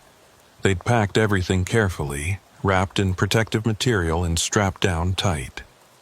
"Weather's supposed to be clear tonight," Briggs said as I signed off on the manifest. "Shouldn't give you any trouble." I thanked him and climbed into my cab. My truck was a 2018 Kenworth T680, white with blue stripes. I'd bought it new, and it had been reliable as sunrise. The engine purred when I started it up, and all my gauges showed green. I pulled out of the plant at 5:45. Rush hour was winding down, and traffic on the highway was light. The sun was setting behind the western ridges, painting the sky in shades of red and gold. It would be full dark in another hour. Route 119 south out of Charleston is a good road. 4 lanes for the first 20 miles, then it narrows to 2 as you get into the mountains. But it's well maintained, with good sight lines and regular maintenance. I'd driven worse roads in better weather. The first hour was easy. I made good time, keeping my speed steady at 60 where the road allowed it, slowing for the curves when it didn't. My CB was quiet. Not many trucks on this route on a Thursday night. I had the radio tuned to a classic country station, and they were playing all the old stuff. Hank Williams, Patsy Cline, George Jones. Around 7:30, I saw the first sign for Logan. 35 miles. I was making better time than I'd expected. At this rate, I'd be there by 9, way ahead of schedule. That's when I saw the road construction sign. It was a digital board, the kind they use for temporary alerts. Orange letters on a black background. Route 119 closed ahead. Detour at exit 12. Follow posted signs. I checked my GPS. Exit 12 was about 5 miles ahead. The detour would probably add some time to the trip, but I'd still make my delivery window easily. The exit came up right where it was supposed to. There was a state trooper parked at the top of the ramp, lights flashing. I rolled down my window as I passed him. "Detour," I called out. He nodded and pointed to a temporary sign. "Follow County Road 14 south. It'll loop you back to 119 in about 15 miles. Road's good, shouldn't give you any trouble." What happened on 119? Rock slide. Took out both lanes about 10 miles down. Cleanup crew's working on it, but it'll be closed till tomorrow afternoon at least. I thanked him and followed the detour signs onto County Road 14. It was a smaller road than 119, just 2 lanes, but the pavement looked decent. The signs were clear, those temporary orange arrows that road crews put up, reflective and easy to spot. For the first few miles, everything was fine. The road wound through a valley, following a creek. I could see houses here and there, porch lights glowing in the darkness. A few cars passed going the other way. Normal traffic for a rural county road. Then the houses stopped. It wasn't gradual. One minute I was passing a cluster of homes, and the next I was in deep forest. The road started to climb, switchbacks getting tighter. My truck downshifted as it pulled the grade. I checked my GPS. The screen showed County Road 14, a thin gray line winding through green space marked with topographic lines. According to the map, I should hit the junction with Route 119 in about 8 miles. But the detour signs had stopped. I'd been following those orange arrows every few hundred yards, each one pointing me forward. But I hadn't seen one in at least 5 minutes. I slowed down, looking for the next sign. Nothing. The road split ahead. Left or right, no indication which way to go. No detour arrows, no route markers, nothing. I stopped at the intersection and put my truck in neutral. This didn't make sense. Road crews didn't just stop marking a detour halfway through. There should have been signs at every turn. I pulled out my phone to call Roy, but there was no signal. Not even one bar. I wasn't surprised. These mountains were notorious for dead zones, but it was frustrating. I looked at my GPS again. The little blue dot showing my position sat squarely on County Road 14. But the intersection I was sitting at didn't appear on the map. According to the GPS, the road went straight ahead. No split, no decision to make. I sat there for a minute trying to decide. The logical choice was to go left. That direction seemed to curve back east, toward where Route 119 should be. The right fork headed deeper into the mountains. I put the truck in gear and took the left fork. The road got worse almost immediately. The pavement was older, more cracked. Potholes forced me to slow to a crawl in places. The forest pressed in close on both sides, branches overhanging the road and scraping against my trailer as I passed. I'd been driving for maybe 10 minutes when I realized something was wrong. The road was climbing, steeply, but according to my GPS, I should have been descending into the valley where Route 119 ran. Instead, I was going up. I checked the GPS again. The blue dot was still on County Road 14, still moving in the right direction. But the terrain on the screen didn't match what I was seeing through my windshield. Then I saw it. A switchback ahead. A tight hairpin turn to the left. But that wasn't the strange part. What made me slow down was that I didn't remember this switchback being on the map. I'd looked at the route before taking the left fork, and there hadn't been any major curves shown. I navigated the turn carefully, my trailer swinging wide. When I came out of it, I was facing a direction that felt wrong. Like I'd turned too far, more than 90 degrees. The road ahead looked familiar. Too familiar. I kept driving, but a feeling of unease was building in my chest. Something about this stretch of road seemed like I'd seen it before. The shape of the guardrail, the particular lean of a dead tree on the left side, the way the road surface was patched in one spot. I'd been on this section of road already. That was impossible. I'd been driving forward the whole time, taking that left fork, and then following the road up. There was no way I could have looped back to a place I'd already been. But there was the tree, the exact same dead tree, leaning at the exact same angle. I stopped the truck and sat there, engine idling. My hands were gripping the wheel tight enough that my knuckles had gone white. This didn't make sense. Roads didn't loop back on themselves like this, not without intersections or junctions. And I would have seen another road if I'd crossed one. I put the truck in park and got out. The night air was cold, and I could see my breath. The forest was absolutely silent. No wind, no animals, nothing. Just the idle of my engine and the sound of my own breathing. I walked back along the road, maybe 50 yards. In the beam of my flashlight, I could see my tire tracks in the dust and dirt on the shoulder. Fresh tracks from just minutes ago when I'd come through here. But there were also older tracks, wider apart, deeper, like they'd been made hours ago, not minutes. My own tracks, from when I'd driven this section the first time. I was standing in a place I'd already been, even though I'd never turned around. I went back to my truck and climbed in. My hands were shaking now, and it wasn't from the cold. I grabbed my thermos of coffee and took a long drink, trying to calm my nerves. There had to be a rational explanation. Maybe I'd gotten disoriented, taken a wrong turn without realizing it. Maybe the GPS was glitching and showing me in the wrong place. Maybe I was more tired than I thought, and my memory was playing tricks. I pulled up the navigation again and plotted a route back to Route 119 using a different road. The GPS showed several options, all of them heading east. I picked the most direct one and put the truck in gear.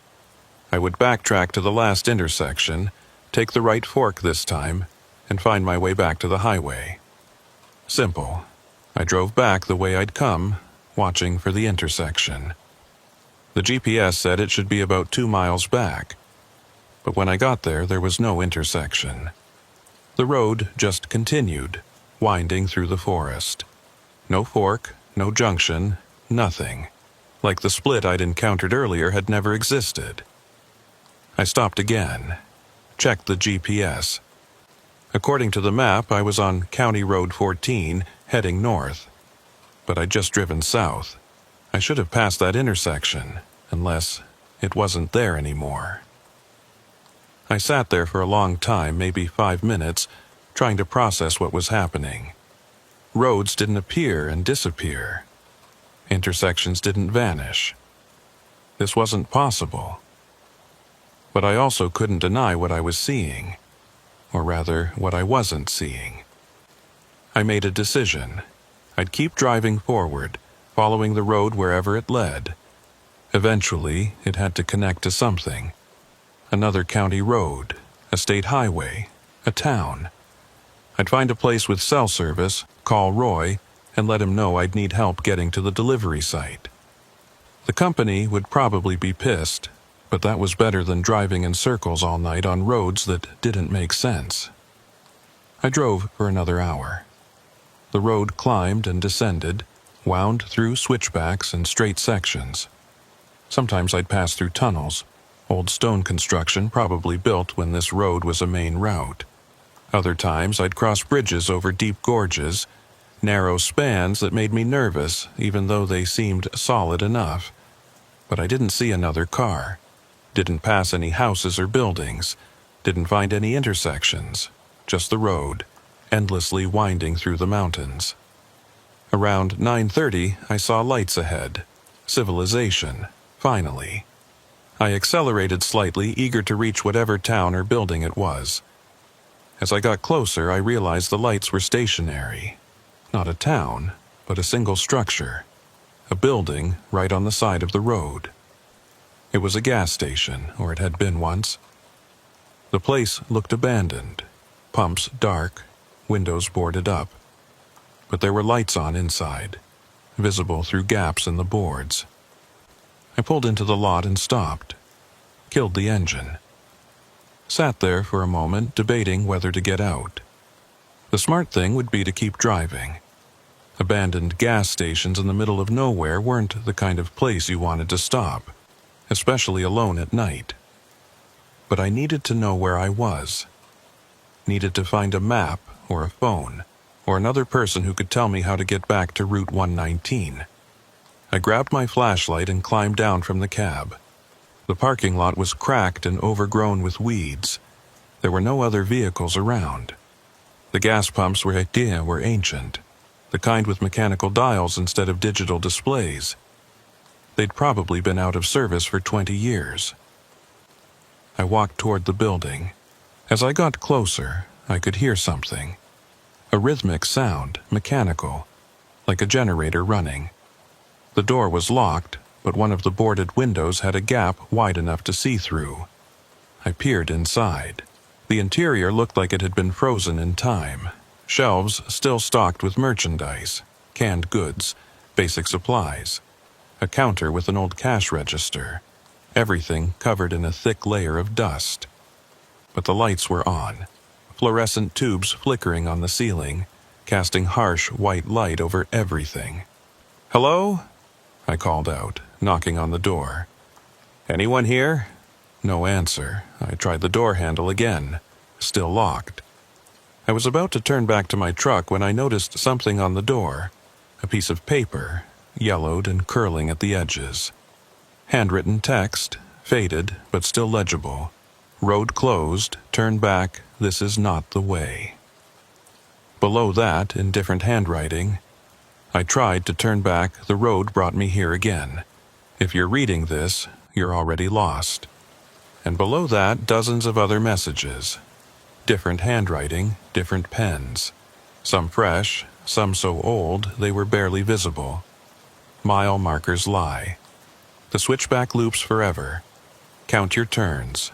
Don't trust the GPS. I've been here 3 times tonight. I stepped back from the door, my heart pounding. This was wrong. All of it was wrong. I ran back to my truck and climbed in, started the engine. I didn't care where the road went anymore, I just needed to get away from this place. I pulled back onto the road and accelerated. The gas station's lights disappeared behind me as I rounded a curve. 5 minutes later, I saw the switchback. The same switchback from before. The tight hairpin turn to the left, with the dead tree leaning at that same angle. I'd come back to the same place again. This time, I didn't stop. I took the turn and kept driving, watching the odometer. I wanted to see how far I'd go before I ended up back here again. 3.2 miles. That's how far it took. 3.2 miles of driving, and I was right back at the same switchback, approaching from the same direction. I'd made a complete loop without turning around. I stopped the truck and put it in park, turned off the engine, sat there in the sudden silence trying to think. This wasn't possible. Roads didn't work this way. There had to be an explanation, some trick of the terrain, some optical illusion that made it seem like I was in the same place when I wasn't. But the dead tree was right there, the same tree, and my tire tracks in the dirt were fresher now, overlapping with the older ones. I'd been here 3 times, and if I kept driving, I'd be back here again. I grabbed my logbook and a pen, started making notes. If I couldn't trust my memory or the GPS, I'd keep a written record. Document everything. Look for patterns. Entry 1, 10:47 p.m. At switchback for 3rd time. Odometer shows 3.2 miles between loops. Tire tracks confirm I've been here before. I put the truck in gear and drove again. This time, I watched everything carefully. Every curve, every landmark, every change in the road surface. Looking for where the loop happened, where the road somehow bent back on itself. But I couldn't find it. The road seemed to go straight ahead the whole time, descending into a valley and then climbing back up. No hidden turns, no impossible curves. Yet, 3.2 miles later, I was back at the switchback. Entry 2, 11:03 p.m. 4th loop, exact same distance. Road appears straight, but must be turning somehow. GPS still shows me on County Road 14, but map doesn't match terrain. I kept driving, kept looping. Each time I took notes, trying to find something different. Some change that would tell me what was happening. Entry 3, 11:19 p.m. 5th loop. Past gas station again. Same lights on. No change. Entry 4, 11:35 p.m. 6th loop. Sky looks wrong. Stars in different positions than they should be. Entry 5, 11:51 p.m. 7th loop. Odometer shows 22.4 miles since first loop. Should be way past Logan by now. Should have hit Route 109 or another road. Nothing but this loop. I was starting to panic. The rational part of my brain that had carried me through 23 years of driving was screaming that this couldn't be happening. But I couldn't deny the evidence. Couldn't explain away the repeating landmarks, the fresh tire tracks over old ones, the written records in my logbook. I was trapped in a loop. A section of road that somehow connected back to itself, defying geometry and logic and everything I knew about how the world worked. On the 8th loop, I tried something different. Instead of taking the switchback, I stopped just before it. Got out with my flashlight and walked forward on foot, leaving my truck idling behind me. I walked through the switchback, around the curve, following the road. After about 100 yards, I looked back. My truck wasn't there. The road behind me was empty. No truck, no lights, nothing. Just dark pavement stretching back into the forest. I ran back, my boots pounding on the asphalt, rounded the curve, and there was my truck, right where I'd left it, engine still running. But I'd walked away from it. I'd been farther up the road, and when I looked back, it had been gone. I climbed back into the cab, my breath coming in short gasps. My hands were shaking so badly I could barely grip the wheel. This wasn't natural. This wasn't a GPS error or disorientation or fatigue. Something was fundamentally wrong with this road. I tried my phone again. Still no signal. Tried the CB radio. Nothing but static. I was completely alone, trapped in a loop that shouldn't exist, with no way to call for help. Entry 6, 12:07 a.m. Walked ahead on foot. Truck disappeared from view even though I was only 100 yards away. Road is doing something impossible. I sat there for a long time, trying to decide what to do. I could keep driving, keep looping, hoping that eventually something would change. Or I could stop, wait for daylight, see if things made more sense in the morning. Neither option felt right. Finally, I made a decision. I'd try one more thing. I'd drive the loop again, but this time I'd watch my compass. Not the GPS compass, that was clearly lying to me, but my actual magnetic compass, the old one I kept mounted on my dash. If the road was really looping back on itself, the compass would show it. I'd see myself turning, even if it didn't feel like I was turning. I started driving, eyes flicking between the road and the compass needle. North. The needle pointed north, steady. I drove through a curve. The needle swung west slightly, then back to north as the road straightened. Normal behavior for a curving road. Another curve. The needle moved east, then back to north. I descended into the valley, north the whole way. Climbed back up the far side, still north. And then I saw the switchback ahead, the one I'd been approaching for the 9th time. But the compass still said I was heading north. I took the switchback, feeling my truck swing through the hairpin turn, a 90-degree turn to the left, which should have put me heading west. But the compass needle didn't move. It stayed pointing north, as if I'd driven straight ahead. Entry 7, 12:23 a.m. Compass shows north through entire loop, including switchback. Direction isn't changing. Something wrong with space itself, not just the road. I stopped the truck after completing the 9th loop, turned off the engine, sat in the dark cab, listening to my own heartbeat. The road wasn't looping. The road was going straight ahead, exactly like it appeared to be, but somehow I kept ending up back at the same place. Space wasn't working right here. Distance and direction had become meaningless. I could drive forward for 3.2 miles and end up exactly where I started, without ever turning around. I didn't know how that was possible. I didn't know what would make space behave that way. All I knew was that I was trapped, and the night was only getting darker. I've always been a logical person. 23 years on the road teaches you to think practically, to solve problems with common sense and mechanical knowledge. But logic wasn't helping me here. Logic had no explanation for a road that looped back on itself without turning. After the 9th loop, I sat in my truck and tried to think clearly. Panic wouldn't help. Neither would denial. I needed to treat this like any other problem, gather information, look for patterns, find a solution. I pulled out my logbook and reviewed the notes I'd made. Every loop had taken exactly 3.2 miles, measured on my odometer. The landmarks were identical each time: the switchback, the dead tree, the gas station. My compass insisted I was traveling north the whole way, even through turns that should have changed my direction. Something occurred to me. I pulled out my phone and checked the time: 12:31 a.m. My delivery was supposed to be made by morning. Roy would start calling around 5 or 6 a.m. when I didn't show up. But there was no cell signal here, so he'd get no answer. Eventually, he'd call the state police, report me missing. But how would anyone find me?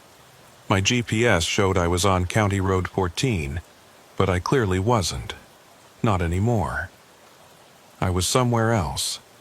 Somewhere that didn't follow normal rules. I started the engine again. Sitting here wouldn't solve anything.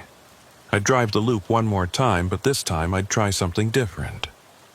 I'd look for a way off this road, any kind of trail, driveway, logging road. Something that led away from this loop. I put the truck in gear and headed into the 10th circuit. The first mile was the descent into the valley.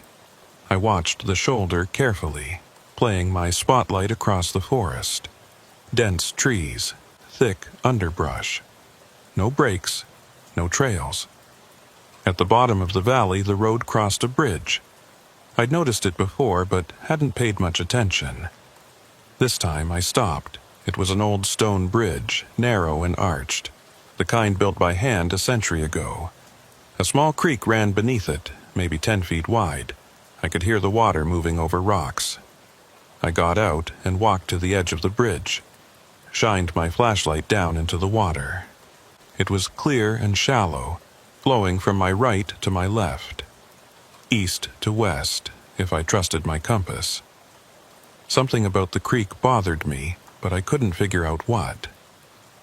I stood there for a minute, watching the water flow, trying to identify what felt wrong. Then it hit me. I'd crossed this bridge 9 times already, each time approaching from the same direction, from the north. And each time the water had been flowing the same way, left to right, as I looked at it from the bridge. But now it was flowing the opposite direction. I walked to the other side of the bridge and looked down again. The water was definitely flowing from my right to my left now, which meant west to east. It had reversed direction. I went back to my truck and made a note in my logbook. Entry 8:12:44 a.m. Bridge at Valley Bottom. Water flow reversed from previous loops. Creek now flowing west to east instead of east to west. I got back on the road and continued driving. The climb up from the valley was steep, and my truck downshifted twice. I kept my spotlight on the shoulder, still looking for any way off this road. Nothing. Just forest and rock face. I passed the gas station again. Same boarded windows, same lights on inside. The door with its collection of written messages. On impulse, I stopped, got out with a pen and walked to the door. The messages from before were still there, but now there were new ones, written in different hands with different pens. This is my 12th loop. Time is wrong here. The bridge changes. I hear voices in the static. That last one made me pause. I hadn't tried my CB radio in a while. I'd gotten nothing but static earlier. But maybe something had changed. I went back to my truck and turned on the CB. Adjusted the squelch, scanned through the channels. Static on every channel. The familiar hiss and crackle of empty airwaves. I was about to turn it off when I heard something. Just for a second. Buried in the static. A voice. Or something like a voice. I fine-tuned the frequency, trying to isolate it. There, channel 19. Underneath the static, something was speaking. Not words exactly, more like numbers. 3.2, 3.2, 3.2, the same distance as each loop. I grabbed the microphone. "This is Wyatt Sloan. Anyone reading me?" The static swallowed my voice. The number voice continued, unchanging. 3.2, 3.2. "If anyone can hear me, I'm stuck on County Road 14, somewhere south of Charleston. My GPS isn't working. I need..." The static changed pitch, got louder, and underneath it I could hear other voices now. Multiple voices, overlapping, all saying different things. Turn count. Direction lies. Space folds here. Count the loops. You're in the bend. I released the microphone. The voices faded back into static, but I could still hear them if I listened carefully. Like they were very far away, or filtered through layers of interference. Entry 9, 1:03 a.m. CB, picking up voices and static. They mention loops and counting. Other people have been here, or something else speaking? I turned off the CB and sat there, thinking about what I'd heard. "Count the loops," one voice had said. I'd completed 10 so far. Was there a significance to the number? Would something change after a certain count? I decided to keep going. Keep driving, keep counting. Look for any change, any difference that might indicate a way out of this trap. Loop 11. The dead tree at the switchback looked slightly different. The angle was wrong, not by much, just a few degrees. I stopped and got out to look at it more carefully. It was definitely the same tree. Same broken branches, same pale dead wood, but it was leaning more to the left than it had been before, like something had pushed it. I walked around it, examining the base.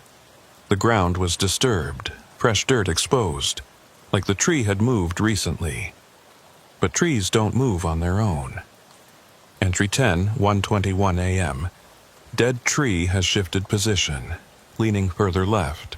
Ground disturbed at base. Everything else appears same. Loop 12. The sky was wrong now. I'd noticed it earlier, but now it was unmistakable. The stars weren't in the right positions. The constellation patterns were distorted, stretched out like they'd been pulled taffy. And there were more stars than there should be. The sky was packed with them, so many that they blurred together in places, like clouds of light. Entry 11, 1:37 a.m. Sky continues to distort. Star positions impossible. Either Earth's position has changed or the stars have moved. Neither makes sense. Loop 13. I drove past the gas station without stopping, but as I passed, I saw something in my mirror that made me hit the brakes. The lights inside had been on every time I'd passed before, but this time they'd gone off just as I drove by. Like someone had flipped a switch. I put the truck in reverse and backed up slowly. The gas station came back into view in my mirrors. The lights were on again. I stopped, put the truck in drive, moved forward past the gas station. In my mirrors, the lights went off. I reversed again. The lights came back on. Forward, lights off, reverse, lights on. The lights were responding to my position, or my direction. They were only on when I was approaching the station, not when I was leaving it. Entry 12, 1:55 a.m. Gas station lights respond to direction of travel. On when approaching, off when leaving. Building aware of movement, or some kind of automatic trigger. I got out and walked back to the gas station door, leaving my truck idling up the road. The lights were on, visible through the gaps in the boarded windows. The collection of messages on the door had grown again. New writing appeared at the bottom. The lights are watching. Don't trust what you see. This is Loop 13. That last one made me freeze. This is Loop 13, written in fresh ink like someone had just added it moments ago. But I was alone. There was no one else here.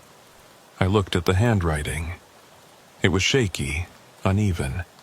Written by someone stressed or frightened, it looked like my handwriting. I pulled out my pen and held it next to the message. The ink color matched, same pen, but I hadn't written it. I'd been in my truck the whole time, hadn't approached the door until just now. I stepped back from the building, my heart pounding. This was wrong on a level I couldn't articulate. Not just the looping road or the distorted stars. This was something more fundamental. I ran back to my truck and kept driving. Loop 14, the bridge at the bottom of the valley. I stopped again, got out to check the water flow. The creek was gone. Not dry, gone. The stream bed was there, rock and gravel, but no water, like someone had turned off a faucet. I climbed down the embankment to get a better look. The rocks were damp, like water had been running over them recently. But now there was nothing, just an empty channel. I walked upstream, following the dry creek bed. After about 50 yards, I found where the water stopped, or started. It was hard to tell which. There was water flowing in the creek, but only up to a certain point. Past that point, the channel was dry. The water just ended. Not like it was being absorbed or diverted. It simply ceased to exist at a specific location, as if hitting an invisible barrier. I reached out and touched the water. It was real, cold, and flowing, but when I tried to scoop some up and move it past the barrier point, it disappeared from my hands, like it had never been there. Entry 13, 2:18 a.m. Creek has vanished. Water only flows in certain section, stops at invisible boundary. Can't move water past that point. Laws of physics breaking down further. I climbed back up to the road and got in my truck. My hands were shaking again. Not from fear, well, maybe partly from fear, but from the wrongness of it all. Everything here violated the basic rules of reality. Roads that looped without turning. Stars in impossible positions. Water that existed in one place and not another, divided by an invisible line. I was in a place where the normal laws of nature didn't apply. Loop 15. The switchback was different again. The dead tree was gone. Completely gone. No sign it had ever been there. No stump. No disturbed ground. Nothing. But I'd seen it on the previous 14 loops. I'd gotten out and examined it. It had been real, now it wasn't there. Entry 14, 2:34 a.m. Dead tree has vanished entirely. No trace remains. Other landmarks still present. Things are being removed? Or reality is unstable here? I kept driving, but now I was looking for other changes. What else was different? What else had vanished or shifted? The guardrail section seemed shorter. Trees along the roadside were in slightly different positions. The curve of the road itself felt altered, though I couldn't pin down exactly how. Everything was shifting. Slowly, subtly, but consistently. Each loop, the road was a little different from the one before. Loop 16. I came around a curve and slammed on my brakes. There was another truck parked on the shoulder ahead. A semi just like mine. White cab with blue stripes, same make and model, same license plate. It was my truck. I sat there staring at it. My truck was ahead of me on the road. But I was in my truck. This didn't make sense. I put my truck in park and got out. Walked slowly toward the other vehicle. My flashlight raised. As I got closer, I could see details. The blue stripe had a small scratch on it, right below the passenger door. The same scratch my truck had, from where I'd scraped against a loading dock in Memphis 3 months ago. The trailer had the same serial number, the same mud pattern on the wheels, the same tie-down straps, arranged in the exact same configuration. This wasn't a similar truck, this was my truck, identical in every way. I walked up to the driver's side door and looked in the window. The cab was empty, but my logbook was on the dashboard. I could see it through the glass, open to a page with my handwriting on it. I tried the door handle, locked. I walked around the truck checking it from every angle. It was perfect match. Down to the tiniest detail. This was my truck. But my truck was behind me, the one I'd just gotten out of. I walked back to my truck, the one I'd been driving, and checked it carefully. Everything was as it should be. My coffee thermos in the cup holder, my jacket on the passenger seat, the specific arrangement of items in my cab. I looked back at the other truck. From here, I could see both vehicles. My truck behind me, my truck ahead of me. Same truck, in 2 places at once.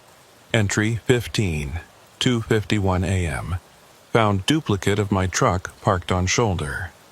Identical in every detail. Both trucks exist simultaneously. Space isn't just looping, it's duplicating. I got back in my truck and drove past the duplicate. As I passed it, I watched it in my mirrors. It was still there, sitting on the shoulder, empty and silent. I continued driving. The road stretched ahead into the darkness. 3.2 miles later, I came back to the switchback. The duplicate truck was gone. The shoulder, where it had been parked, was empty. But when I checked my mirror, I could see something behind me. Far back in the distance, barely visible. Another truck, white with blue stripes, sitting on the shoulder. In the exact spot where I'd left my truck before completing this loop. The duplicate hadn't vanished, it had moved. Or I had looped back past it. Or time had shifted in a way that put it behind me instead of ahead. I couldn't tell which. Maybe all three were true at once. Loop 17. The CB radio crackled to life on its own. I hadn't touched it. The static resolved into words. A voice. My voice. "This is Wyatt Sloan. If anyone can hear me, I'm trapped on County Road 14. I've been driving in loops for hours. The road keeps bringing me back to the same place. My GPS isn't working. Time isn't working right. If you can hear this, send help, please." It was a recording of my earlier transmission, from loop 10, when I'd first tried the CB radio. But I was hearing it now, 7 loops later. Time was breaking down just like space. Events were happening out of sequence. Past and present were bleeding together. Entry 16:309 a.m. Hearing my own CB transmission from earlier loop. Time is non-linear here. Past events repeat or replay at wrong moments. The voice on the radio continued.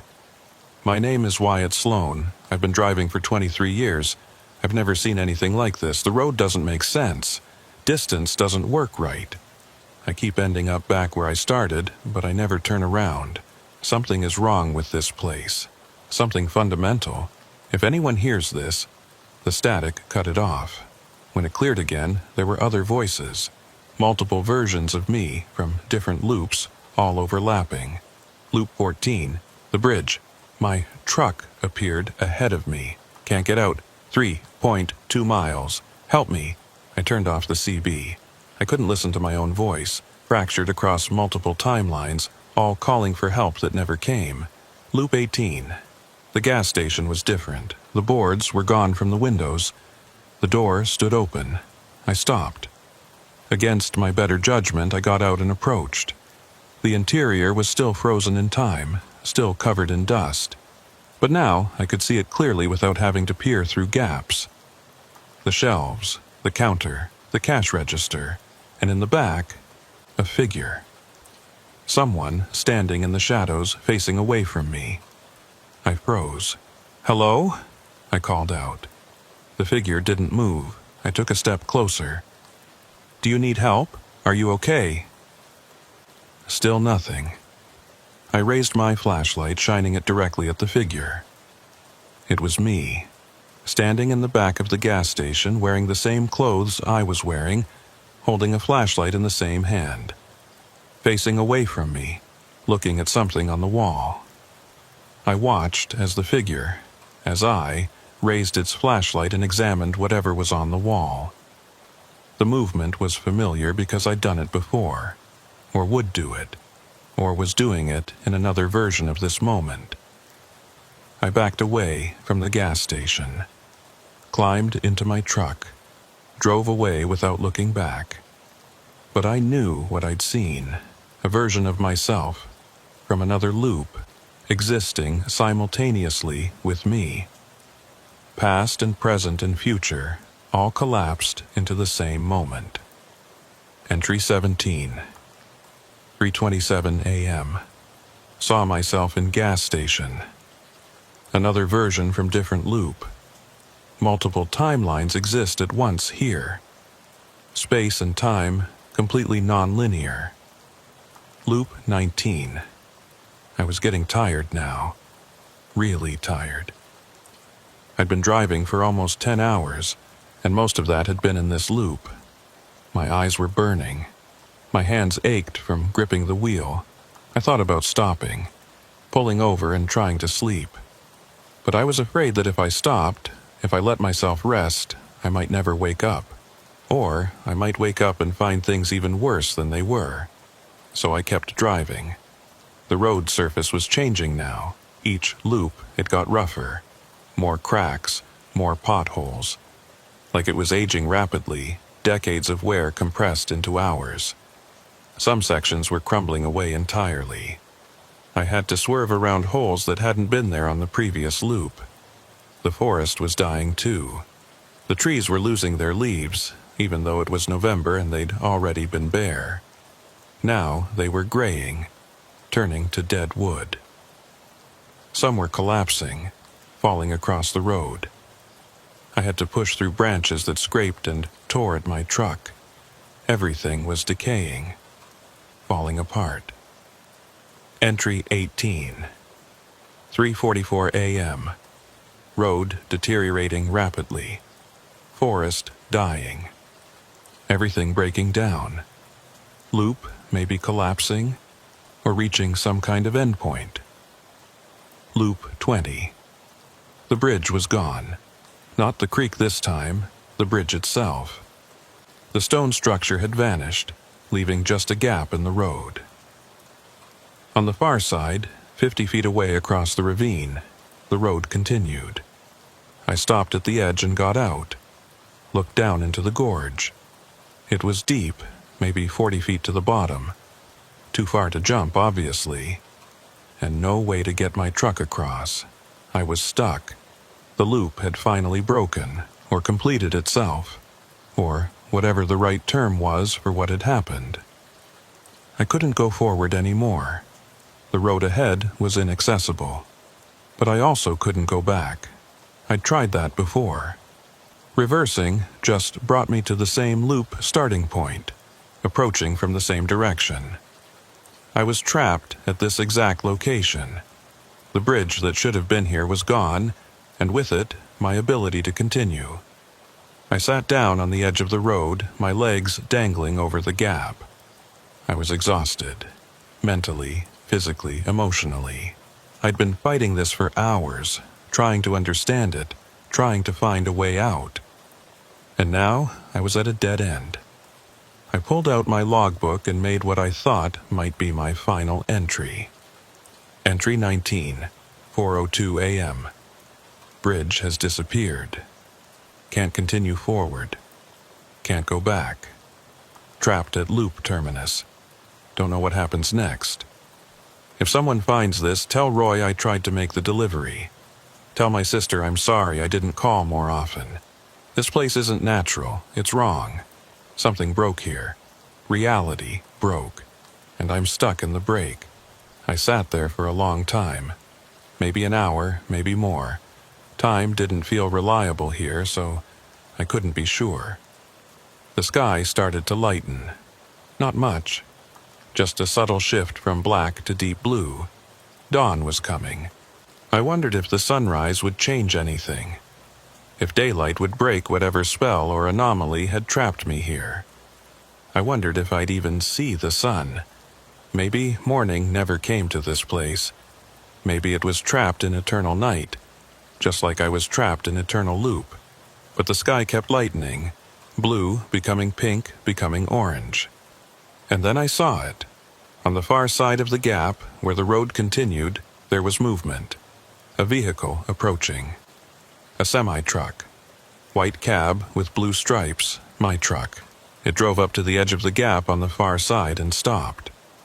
The door opened and a figure climbed out, me. I watched as the other version of myself walked to the edge and looked across at me. Our eyes met. The other me raised a hand in greeting.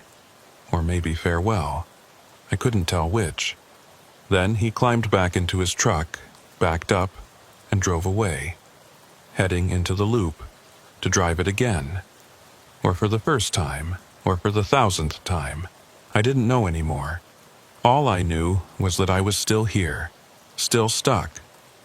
While another version of me was still driving, still searching for a way out that might not exist. The sun finally broke over the horizon.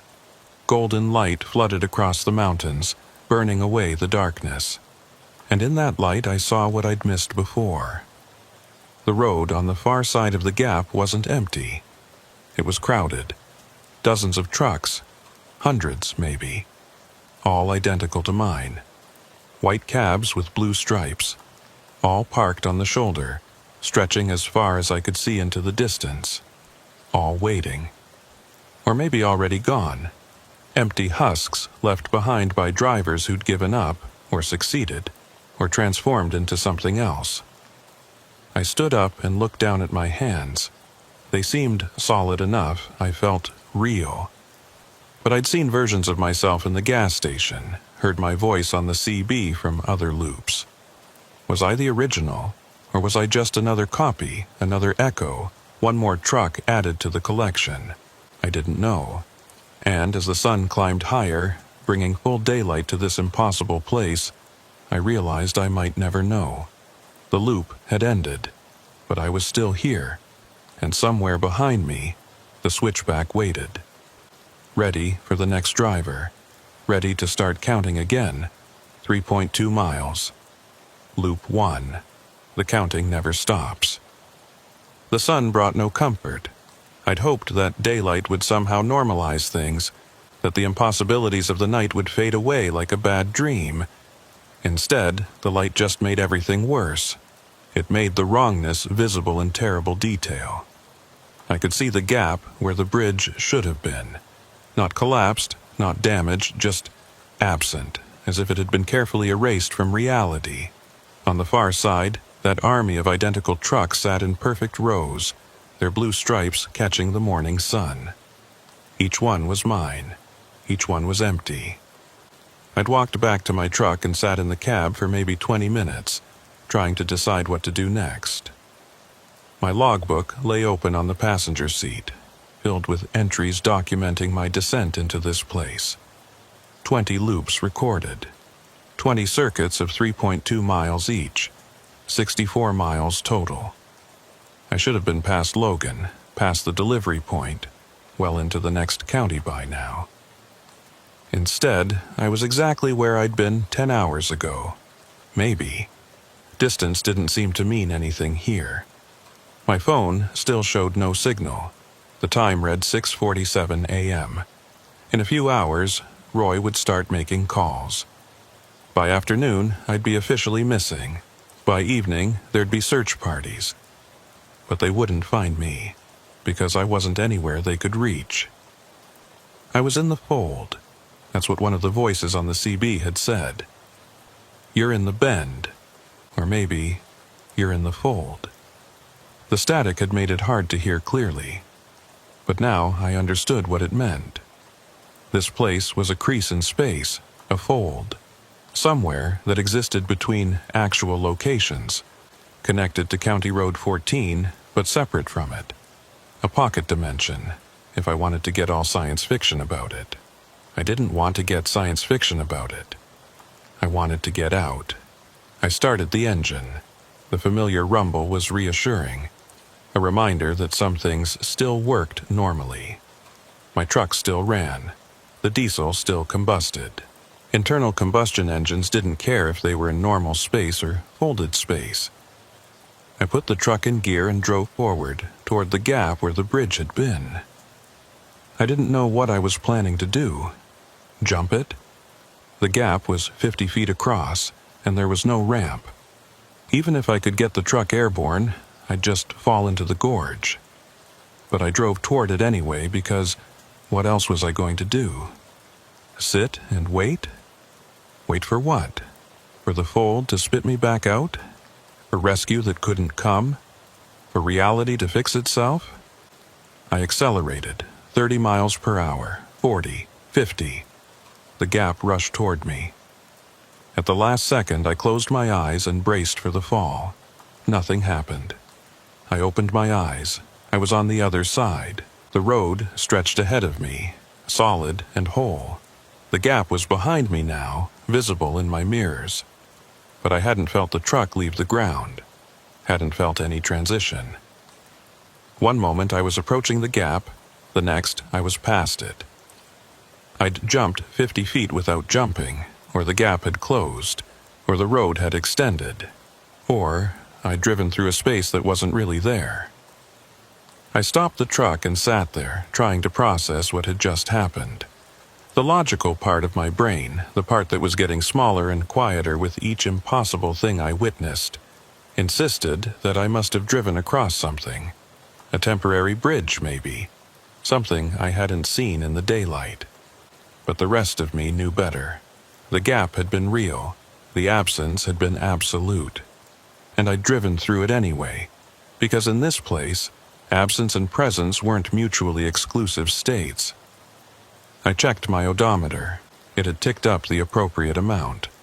I'd traveled 50 feet just like normal, but those 50 feet hadn't existed. I made another entry in my logbook. Entry 20. 6:59 a.m. Crossed gap where bridge should be. No sensation of jumping or transitioning. Road exists and doesn't exist simultaneously. Mathematics of space broken here. Distance is measured but not traveled. Or traveled but not measured, can't tell which. I kept driving. The road ahead was crowded now with all those parked trucks. I had to slow down, weaving between them. Some were parked neatly on the shoulder, others were abandoned in the middle of the road, forcing me to navigate around them. As I passed each one, I looked in the cab. Every truck was empty. No drivers, no personal effects, nothing. Just empty cabs with the keys still in the ignition. Well, almost nothing. In the third truck I passed, I saw a logbook on the dashboard. I stopped and climbed down from my cab, walked over to the other truck and looked in the window. The logbook was open. I could read the handwriting through the glass. It looked like mine, but the entries were different. Entry 47. Lost count of loops. Tried to keep track, but numbers stopped making sense. Same landmarks, but different order. Same distance, but takes different amounts of time. This place doesn't follow linear progression. Entry 48. Saw myself driving past, waved. He didn't wave back. Maybe couldn't see me. Maybe I'm the one who's not really here. Entry 49. Bridge appeared and disappeared 3 times during last loop. Sometimes it's there when I arrive, gone when I try to cross. Sometimes absent on approach, but present when I reach the gap. Reality is choosing randomly what exists and what doesn't. Entry 50. I think I'm done. Going to walk away from the truck. See if I can find another way out. If you're reading this, if there's anyone after me who gets stuck here, count the loops. The number matters. I don't know why yet, but it matters. That was the last entry. The rest of the pages were blank. I looked around, but there was no sign of the driver, no footprints, no indication which direction he'd walked. He'd simply disappeared, leaving his truck and his logbook behind. I went back to my truck and continued driving, past more abandoned vehicles, counted them as I went. 12, 20, 35. 47 trucks total, all identical to mine, all empty, all clustered in this section of the fold. 47 drivers who'd gotten trapped before me. 47 people who'd found this impossible road and couldn't escape. What had happened to them? Had they walked away like the driver of truck number 3 searching for another exit? Were they still wandering somewhere in this fold, lost between loops? Or had something else happened to them? I reached the switchback, the starting point of the loop. The dead tree was back, leaning at its original angle. Like the previous loops where it had moved or vanished had never happened. Everything had reset. I stopped and got out, walked up to the tree and put my hand on it. The wood was solid, real, definitely there. But it hadn't been there last loop. I'd written it in my logbook. The tree had vanished completely, and now it was back. This place wasn't just looping in space, it was looping in time too. Or maybe looping wasn't the right word. Maybe it was cycling through different configurations. The same basic structure. The switchback, the valley, the bridge, the gas station. But the details changed each time. The tree present or absent. The creek flowing or dry. The bridge existing or gone. Schrodinger's road. Every element simultaneously real and unreal until you observed it, and then it became one or the other, chosen at random by whatever broken physics governed this place. I heard an engine behind me.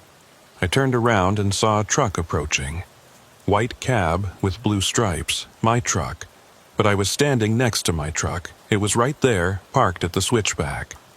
Another truck, another me. It slowed as it approached, then stopped about 20 yards away. The driver's door opened, and I climbed out. No, not me. Someone who looked like me, wearing the same clothes, but different somehow. Older, maybe. More tired. Like he'd been driving for days instead of hours. He walked toward me slowly, his hands visible at his sides. Non-threatening. Just another driver who'd gotten trapped. "How many loops?" he asked. His voice was rough, hoarse from disuse. 20, I said. "You?" "Lost count after 60. He looked around at the forest, the road, the dead tree. "This your first time at the switchback since dawn?" "Yeah, just got here." He nodded. "Then you've still got time. Listen to me carefully. You need to count the loops. Don't lose track. The number matters." "Why? What happens?" "At certain numbers, things change. The configuration shifts. New routes become available. At loop 27, a side road appears just past the gas station. At loop 44, the bridge becomes solid. Doesn't phase in and out, just stays real. At loop 68, the fold starts to collapse. That's when you can get out." "How do you know this?" He pulled out a piece of paper, worn and folded many times. Unfolded it carefully and showed it to me. It was covered in notes, diagrams, equations, the mathematics of the fold. "I figured it out," he said. "Took me weeks, or what felt like weeks. Time doesn't work right here, but I found the pattern. The fold operates on a cycle, 68 loops. After that, it resets completely, and there's a brief window when you can drive back out to the real world.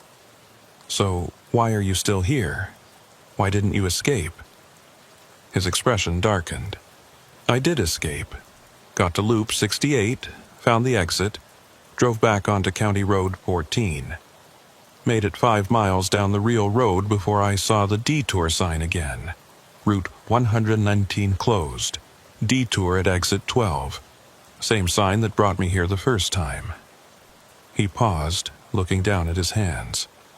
"I tried to drive past it, ignored the detour, but the road changed, literally changed in front of me. What was Route 119 became the access road to the fold. Like the fold was reaching out, pulling me back. I couldn't escape. I ended up right back here, starting loop 1 again." "That's impossible. You're standing in a place where roads loop without turning, and bridges exist and don't exist at the same time. You already know impossible doesn't mean anything here." He refolded the paper and handed it to me. "Take this, it's got all my notes. The numbers, the patterns, the safe configurations. You're only at loop 20, you've still got a chance. Get to loop 68, find the exit and drive as fast as you can. Don't stop, don't look back. Maybe you'll make it farther than I did." I took the paper. It was covered in dense handwriting. Mathematical formulas I didn't understand. Diagrams showing the road from different angles. "What are you going to do?" I asked. "Keep trying. I'm on my 3rd cycle. Maybe the 3rd time's the charm. Maybe, after 136 loops total, the fold will let me go." He didn't sound convinced. "Or maybe I'll just keep driving forever, cycling through this same road over and over, until I forget what the real world looks like." He walked back to his truck and climbed in, started the engine. "Don't stop counting," he called out through the window. "The number is everything." He drove away, heading into the loop. I watched until he disappeared around a curve, then looked down at the paper in my hands. The top of the page had a title, written in careful block letters. "The Topology of Trapped Space, a Driver's Guide." Below that, Yasat, the first note. "You are not on a road. You are in the space between roads. The fold exists because something went wrong during the construction of County Road 14. The surveyors measured incorrectly. The road crew paved in the wrong location. And reality collapsed into the gap between where the road should be and where they built it. This fold is the scar tissue of space trying to heal itself. I sat down on the ground, my back against my truck's front tire, and started reading. The notes were extensive, mathematical. The other driver, other me, had spent an enormous amount of time analyzing this place, looking for patterns, trying to understand the rules, and he'd found them. Sort of. The fold operated on a 68-loop cycle. Each loop changed the configuration slightly, rotating through different states. Some states were more stable than others. Some offered opportunities to escape. Loop 27. Side road appears past gas station. Road is real, but leads deeper into fold, not out. Do not take it. Loop 33. All parked trucks vanish. You will be alone. Do not panic. They return at loop 34. Loop 44. Bridge solidifies. Safe to cross multiple times. Window of stability lasts until loop 48. Loop 51. Duplicate of your truck will appear ahead of you. Do not approach it. Do not look in the cab. Keep driving. Loop 58. Radio picks up actual broadcasts from real world. Ignore them. They are time delayed by several days. Responding will only confuse future rescue attempts. Loop 63. You will see the exit. A sign pointing back to Route 119. Do not take it yet. It is a false exit. Taking it at Loop 63 leads to another fold, possibly worse than this one. Loop 68. The real exit appears. Sign will say detour ends. Take it immediately. Drive at maximum safe speed. Do not stop for any reason until you have traveled at least 50 miles on the real road. I kept reading. The notes got more detailed, more desperate. Near the end, the handwriting became harder to read, like it had been written quickly or while the truck was moving. Loop 95, second cycle. Fold is aware of attempts to escape. It actively works to prevent exit. The detour sign will appear on real roads, pulling you back. May need to find alternate routes away from West Virginia entirely. Loop 132, third cycle, still ongoing. I think the fold is alive. Not conscious, but aware. Like a trap that has learned to recognize prey trying to escape. It knows me now, knows my truck. Will reach out into the real world to reclaim me. May be impossible to fully escape. Can only hope it loses interest if I manage to get far enough away. The notes ended there. No conclusion, no final entry. Just those last desperate words and then blank pages. I folded the paper carefully and put it in my pocket. Looked at my watch. 7:43 a.m. I was at loop 20. I needed to complete 48 more loops to reach the exit point. At roughly 15 minutes per loop, that was 12 hours. Midnight tonight, I'd reach loop 68 and have my chance. 12 more hours of driving the same 3.2 miles, over and over, watching reality decay and rebuild and decay again around me. 12 more hours of seeing my truck parked on the shoulder, empty and waiting. 12 more hours of voices in the static and bridges that existed in superposition and stars in impossible configurations. I could do this. I'd driven longer hauls than 12 hours. Hell, I'd done 20-hour shifts before back when I was younger and stupider and thought I was invincible. But this was different. This wasn't just exhaustion. This was ontological horror. Every loop stripped away another layer of certainty about what was real and what was possible. Every circuit through the fold made me less sure that I existed. That I was the original Wyatt Sloan and not just another copy. another echo left behind in this pocket of broken space. I stood up, brushed off my pants, and climbed back into my truck. Started the engine. Put it in gear. Loop 21. I had 47 more to go, and then I'd find out if the fold would let me leave, or if I'd just join all the other drivers who'd tried and failed, leaving another empty truck on the shoulder as a warning to whoever came next. The odometer rolled over. 3.2 miles, loop 22. I started counting aloud. 22, 46 to go. The truck responded smoothly. The engine purred. Everything mechanical still worked perfectly. It was only space and time and reality that were broken. Just those little things. 23:45 to go. The gas station appeared on my left. The door stood open, and I could see movement inside. Another version of me, examining the walls, looking for answers in a place that only offered more questions. I didn't stop. The notes had warned about loop 27, but not about anything at 23. Safe to keep driving. 24:44 to go. The bridge was solid now, its stone arches reassuringly real.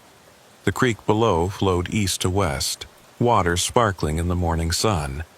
Everything looked normal, almost, except for the fact that I'd driven across this exact bridge 23 times already, and I'd be driving across it 44 more times before this was over.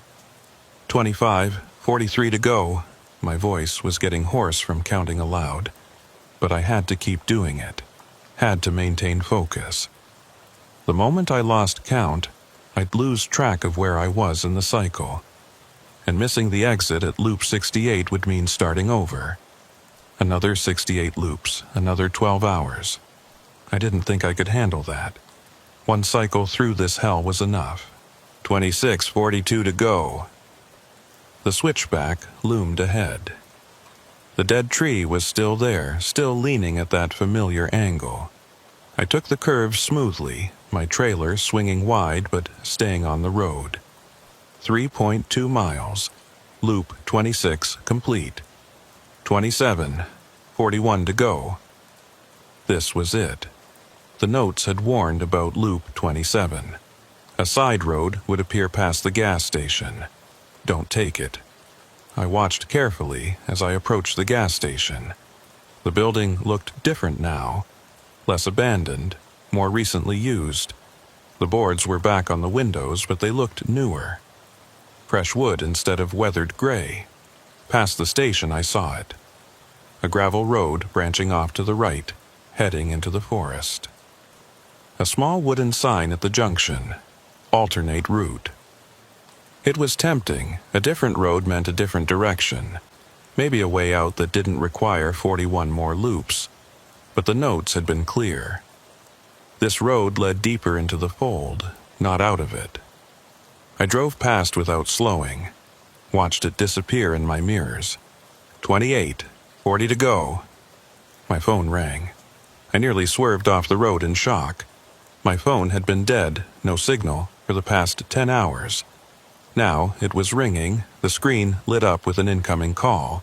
The caller ID said Roy Maddox, my dispatcher, calling to check on the delivery, probably, wondering why I hadn't reported in. I answered it. Roy? Static. Just like the CB radio. But underneath it, I could hear a voice, faint, distorted. Wyatt? That you? Can barely... Where are you? Roy, I'm stuck. I took a detour off Route 119 and got lost. I'm... More static. When Roy's voice came back, it was clearer but strange, wrong. Made the delivery already, Wyatt. 3 days ago. You delivered to Logan 3 days ago. Where have you been since then? 3 days. That was impossible. I'd only been in the fold for 12 hours. Less than that. It was still the same day, just morning now instead of night. Roy, I don't know what you're talking about. I haven't made the delivery yet. I'm still trying to get there. Wyatt, you need to listen to me. We found your truck. The call dropped. The phone screen went black, then displayed no service again. I stared at it, my hands shaking.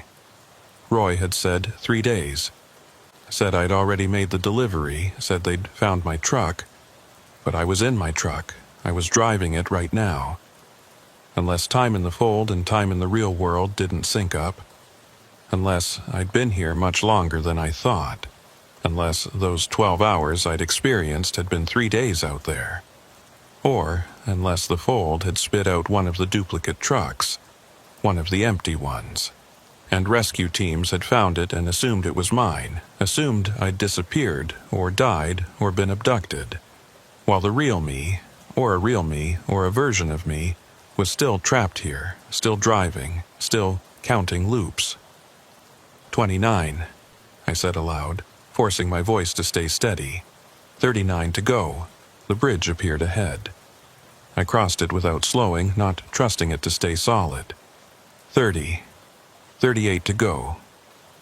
The numbers became a mantra, a rhythm, something to hold on to while everything else dissolved into uncertainty. 31, 37 to go. 32, 36 to go. 33, 35 to go. Loop 33, the notes had said something about this loop. I pulled out the paper and checked. Loop 33. All parked trucks vanish. You will be alone. Do not panic. They return at Loop 34. I looked ahead at the road.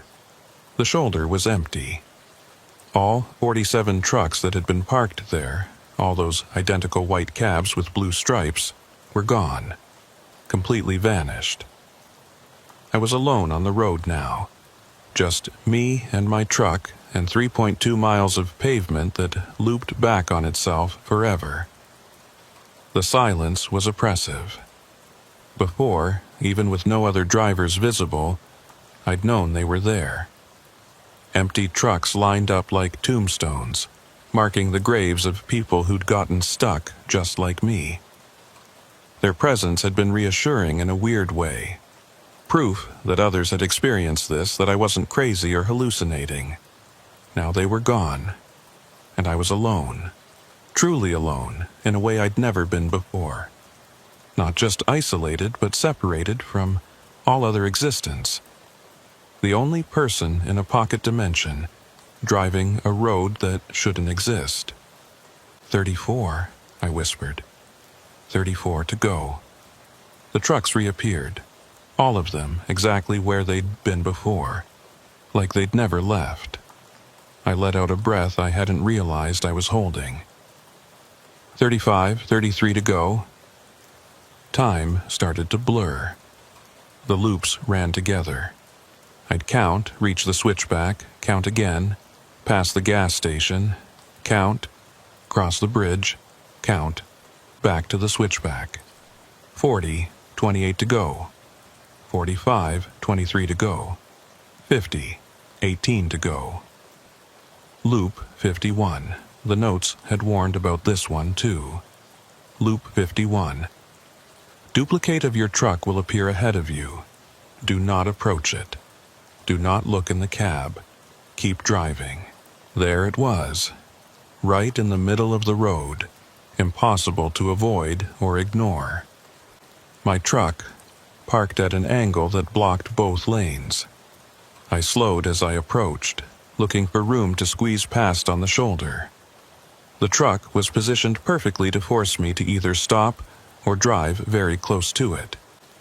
I chose close, steered my truck onto the narrow shoulder, my passenger side mirrors inches from the parked truck's driver side mirrors, crawled past at maybe 5 miles per hour. Don't look in the cab, the notes had said. But I looked. I couldn't help it. The cab wasn't empty. Someone was sitting in the driver's seat, slumped forward, head resting on the steering wheel, arms hanging loose at their sides. Me. It was me sitting there, dead or unconscious or something else. I accelerated past, heart pounding. Didn't stop. Didn't investigate. Just kept driving until the duplicate truck was far behind me. When I checked my mirror, it was gone. The road behind me was empty again. 52, I said, my voice shaking. 16 to go. I wish I could tell you exactly what happened during loops 52 through 67, but the truth is, I don't remember them clearly. They blurred together into a nightmare fugue of repetitive motion and slowly disintegrating sanity. I remember the numbers. I kept counting, never lost track. 53, 54, 55. I remember the physical sensations. My hands going numb from gripping the wheel, my eyes burning from staring at the road, my voice getting hoarser and hoarser from counting aloud. But I also remember things I wish I could forget, details that even now make me question whether I truly escaped or if I'm still driving, still counting, trapped in some deeper layer of the fold that I haven't recognized yet. Loop 52. I noticed my reflection in the rearview mirror, but it was delayed. I'd turn my head, and the reflection would turn a second later. Like the image was traveling through some distance before reaching the mirror. I tested it, moving my hand up and down, watching the reflection lag behind. By the end of the loop, the delay was 3 full seconds. I was watching my past self in the mirror. Loop 53. The road itself started changing texture under my tires. Parts of it felt normal, solid pavement, but other sections, I'd swear they felt soft, almost spongy, like I was driving on rubber or foam. The truck would bounce slightly, my suspension reacting to a surface that shouldn't compress like that. But when I stopped and got out to look, the pavement appeared normal, solid, immovable. Loop 54. I found items in my cab that I didn't recognize. A coffee cup I'd never owned, filled with cold coffee. A jacket draped over my passenger seat, wrong size, wrong color. A photograph tucked into my sun visor, a family I'd never seen, smiling at a camera I didn't remember. These things appeared gradually, one item per loop, like my truck was being colonized by artifacts from other versions of itself. Loop 55. The counting began to hurt, physically hurt. Each time I said the number aloud, my throat burned. My tongue felt thick and unwieldy. By the end of the loop, speaking the words 55 made my mouth bleed. Small cuts appeared on the inside of my cheeks, on my tongue, like the act of naming the number was cutting me from the inside. Loop 56. I saw myself driving in the opposite direction. Not a duplicate truck, my actual truck, with me in it, passing me going the other way on this single-lane road. I watched myself approach, watched my own face staring back at me through my windshield. We made eye contact. The other me looked terrified. His mouth moved, forming words I couldn't hear. Then we passed through each other. No collision, no sensation of impact. Just two versions of the same moment occupying the same space for an instant. Loop 57. The temperature inside my cab started fluctuating wildly. 1 minute it would be 70 degrees, comfortable. The next, it would spike to 90, 100, 110. I'd be sweating, struggling to breathe in the heat. Then it would plummet to freezing, my breath fogging, frost forming on the inside of my windows. The heater gauge didn't change. The outside temperature remained constant. Only the space inside my cab was cycling through thermal extremes. At Loop 58, the radio picked up a news broadcast. Clear as day. No static. A reporter talking about a missing truck driver named Wyatt Sloan, last seen 5 days ago in Charleston. 5 days. Not 12 hours. 5 days. I listened to the entire broadcast, my hands shaking on the wheel. They described my truck, my route, my last known location. They interviewed Roy, who sounded distraught, talking about how I was a reliable driver, how this wasn't like me. They interviewed my ex-wife, who I hadn't spoken to in 3 years, crying on air about how she hoped I'd be found safe. The reporter mentioned search parties, said they'd been looking for me across 3 counties, that the state police had mounted their largest search operation in years, that volunteers were checking every back road, every pullout, every possible location where a truck might have gone off the road. But they couldn't find me, because I wasn't anywhere they could reach. I was in a place that existed sideways to reality, in a fold that their searches couldn't penetrate. Loop 59. I started seeing messages carved into the trees alongside the road. Deep gouges in the bark, forming words in capital letters. Loop 59 is the recognition. Loop, you are not the first Wyatt. You will not be the last, count carefully. I stopped the truck and got out to examine them. The carvings were fresh, sap still oozing from the cuts. But I hadn't seen anyone carving, hadn't seen any other person or truck except the duplicates of my own. Loop 60. My logbook started filling itself in. I'd write an entry, set the pen down, and when I looked back there would be additional notes below mine. Different handwriting, different observations. All signed W.S., my initials, my future self, somehow reaching back to warn or guide my present self. The messages were cryptic. Don't trust Loop 63. The bridge at 65 is optional. You can't skip ahead by speeding. The fold wants you to miscount. At Loop 61, I saw another driver walking along the shoulder. Not driving a truck, just walking. He turned to look at me as I passed, and his eyes were empty. Not closed, not dead, just empty. Like someone had scooped out everything behind them and left just the surface features. I slowed down, rolled down my window. "Hey, are you okay? Do you need help?" He stopped walking, turned to face me fully. His mouth opened, and instead of words I heard the sound of wind. That same tunnel wind sound I'd heard on the CB radio back in the early loops. And underneath it, very faint, I heard counting. Different numbers, overlapping. 42, 99, 137, 208. He was counting loops. Or he had been before something happened to him. Before he became this hollow thing. This echo of a driver who'd failed to escape. I drove away fast, not looking back. But I could feel his empty gaze following me, tracking my truck until I rounded the curve and left him behind. Loop 62. Reality began fragmenting at the edges. Parts of the forest would simply not be there. I'd be driving along, looking at the trees, and suddenly there would be a gap. Not like a clearing, a gap. Empty space where trees should be but weren't. Looking into it made my eyes hurt, made my brain try to interpret nothingness and fail. The gaps grew larger as the loop progressed. By the time I reached the switchback, half the forest was missing. I was driving through a world that was only partially rendered, with huge sections of existence just absent. Loop 63. Everything reversed. I was driving forward, but the scenery was moving backward. The switchback appeared behind me, even though I hadn't reached it yet. The bridge crossed over me from the wrong direction.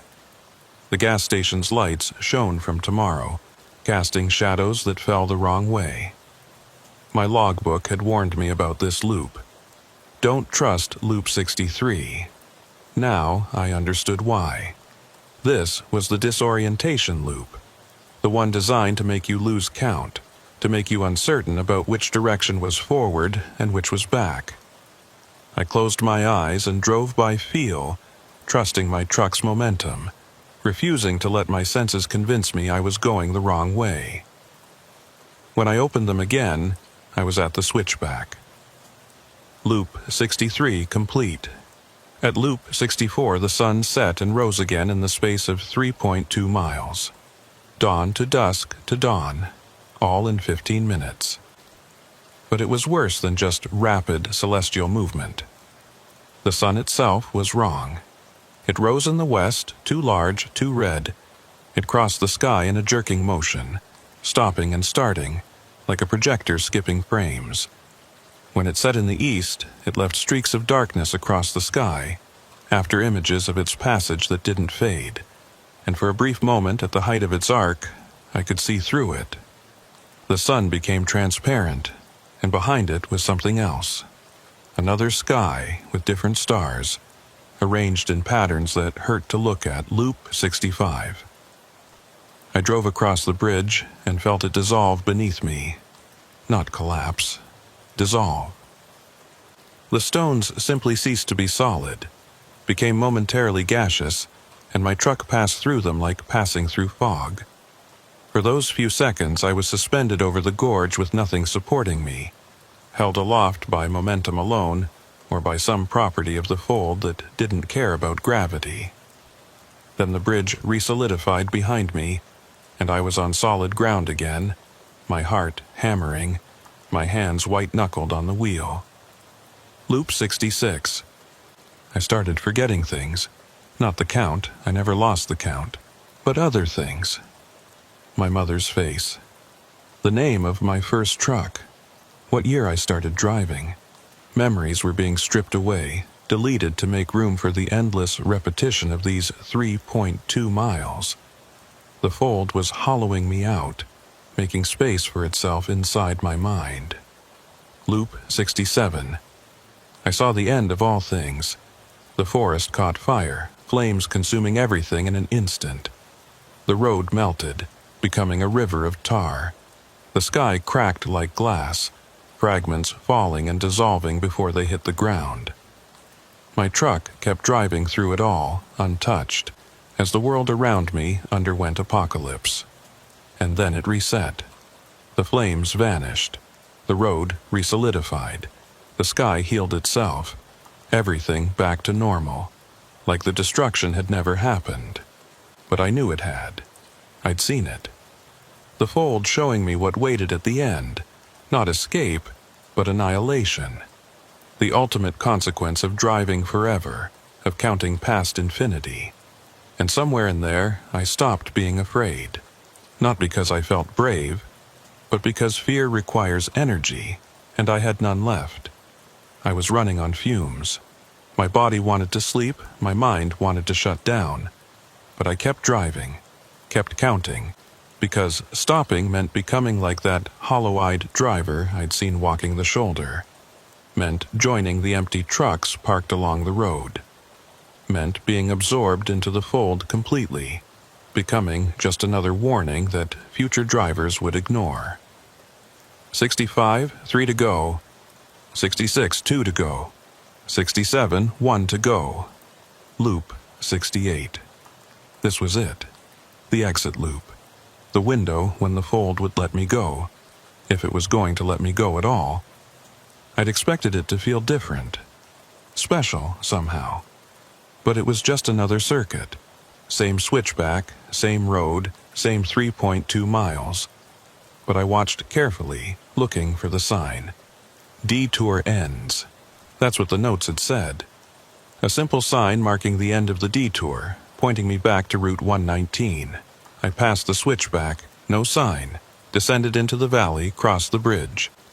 No sign. Past the gas station, no sign. Had I miscounted? Was I really on Loop 68, or had I made an error somewhere in the blur of the last 16 loops? No, I'd been careful. I'd marked each loop in my logbook, kept a running tally. This was 68. So where was the exit? I completed the loop. Arrived back at the switchback. Nothing had changed. I sat there, engine idling, staring at the dead tree. My last hope had just evaporated. The notes were wrong, or I'd done something wrong, or the fold had changed its rules. I was never getting out. I put my head down on the steering wheel, ready to give up, ready to accept that this was my life now. Eternal driver on an impossible road, completing an endless series of 3.2-mile loops until I died or went insane, or became one of those empty-eyed figures walking along the shoulder. Then I heard it. A voice on the CB radio, clear and strong, no static. Wyatt Sloan, this is West Virginia State Police. If you can hear this transmission, please respond. I grabbed the microphone so fast I almost dropped it.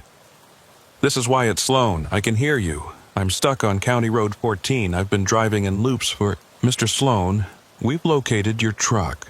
We're at mile marker 12 on County Road 14. Can you see us? I looked around.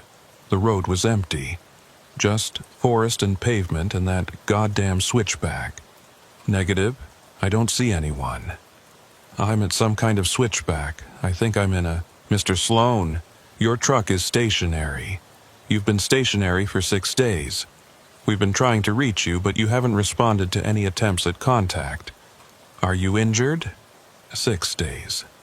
The fold had dilated time even more than I'd thought. I'm not stationary, I said. I'm driving. I've been driving for hours. And then I understood. I looked down at my hands on the steering wheel. They looked solid enough, real enough. But I'd been driving for 12 hours. No, 6 days. No, both, neither. The fold hadn't just trapped my truck, it had trapped me. My consciousness was in here, experiencing the loops, while my body sat stationary somewhere on the real County Road 14. Maybe I was unconscious. Maybe I was in a coma. Maybe I'd had a stroke or an aneurysm, and this entire experience was just my dying brain trying to make sense of failing neurons. Mr. Sloan, can you hear me? We're approaching your vehicle now. I looked up. Through my windshield, I could see 2 figures walking toward me out of the forest. State troopers, their uniforms visible in the morning light. But they weren't walking on the road, they were walking through it. Like the road wasn't real to them, or they weren't real to me, or we existed in slightly different versions of space that overlapped but didn't fully connect. They reached my truck. One of them, a tall man with gray hair, walked up to my driver's side window, looked right at me, then reached through the window, through the glass, and touched my shoulder. I felt it, felt his hand on my shoulder, solid and real. Mr. Sloan, he said, and his voice came through the CB radio and through the window and through some other channel I couldn't identify. You need to wake up now. I am awake, I said. I've been awake for 6 days. No, you haven't. You've been unconscious. You crashed your truck 6 days ago. Went off the road at the detour point on County Road 14. Took us this long to find you. The truck went down a ravine, ended up in dense forest. We couldn't spot it from the air. I looked around at the fold, the switchback, the dead tree, the road that looped forever. This isn't real? I asked. It's real to you. Trauma does strange things to the mind. You've been here, in this place, for 6 days while your body lay unconscious in the wreckage. But we're pulling you out now. You need to let go of this place. You need to wake up. I looked down at my hands again. They were fading, becoming translucent. I could see through them to the steering wheel beneath. The fold was releasing me, or I was releasing myself from the fold. Hard to tell which. What about the other drivers? I asked. The other trucks? All the people who got stuck before me? The trooper's expression was sad. We've found 7 vehicles in this area over the past 20 years. None of the drivers survived. You're the first one we've been able to reach in time. 7 vehicles. Not 47, not hundreds. The other trucks had been part of the fold. Projections, echoes, manifestations of my fear that I'd end up like them, dead and forgotten. My truck found empty in the woods. None of it had been real, except the fear. That had been real. I counted 68 loops, I said. I counted so carefully. You've been unconscious for 6 days. You've been dreaming.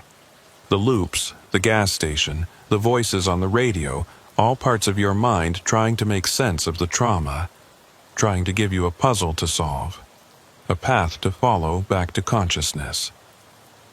My truck was dissolving around me now, the cab fading, the dashboard becoming transparent. Through it, I could see trees, real trees, in a real forest, and emergency vehicles, their lights flashing red and blue. The mathematics, I said weakly. The fold. It was all so detailed. Your mind is an incredible thing, Mr. Sloan. Even in trauma, even unconscious, it builds coherent narratives. You're a driver. You understand roads, navigation, distance. So your mind built you a road, and it made you drive it until we could reach you. I felt other hands on me now. EMTs pulling me from the wreckage. Real hands, with real weight. The fold fell away. The eternal road dissolved into morning light and forest sounds and the smell of gasoline and oil. My last view through the dissolving windshield was of the switchback. The dead tree still stood there, leaning at its impossible angle. And standing beside it, watching me leave, was another figure. Another driver, another version of me. He raised his hand in farewell. Or maybe warning. I tried to say something, tried to tell the EMTs about him, but my voice wouldn't work anymore. The fold had held on to it, kept it for itself. A small price for letting me go. They pulled me free, laid me on a stretcher, loaded me into an ambulance. I closed my eyes, really closed them, not the dream closing I'd been doing for 6 days, and let myself fall into real sleep. I woke up in a hospital 3 days later. The doctors said I'd been lucky. Concussion, broken ribs, internal bruising, but nothing that wouldn't heal. A few more days in the wreck and I would have died of dehydration. Roy came to visit on the 2nd day after I woke up.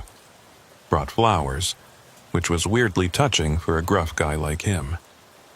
"Glad you're okay," he said. "Had us worried there for a while." "Sorry about the load," I said. "I didn't make the delivery." He waved that away. "Fuck the load. You're alive, that's what matters." We talked for a while about what happened. I told him about the detour, about taking the exit onto County Road 14. He listened, frowning. "That's the weird thing," he said finally. "There was no detour. Route 119 was open that night. No rock slide, no construction, nothing. We checked with the state DOT. But I saw the sign. Digital board, orange letters. Route 119 closed, detour at exit 12. There was no sign, Wyatt. We sent people out there to check. Nothing. Which means either someone put up a fake sign, for what purpose I can't imagine, or... He didn't finish the sentence. Didn't need to. Or I'd hallucinated the sign.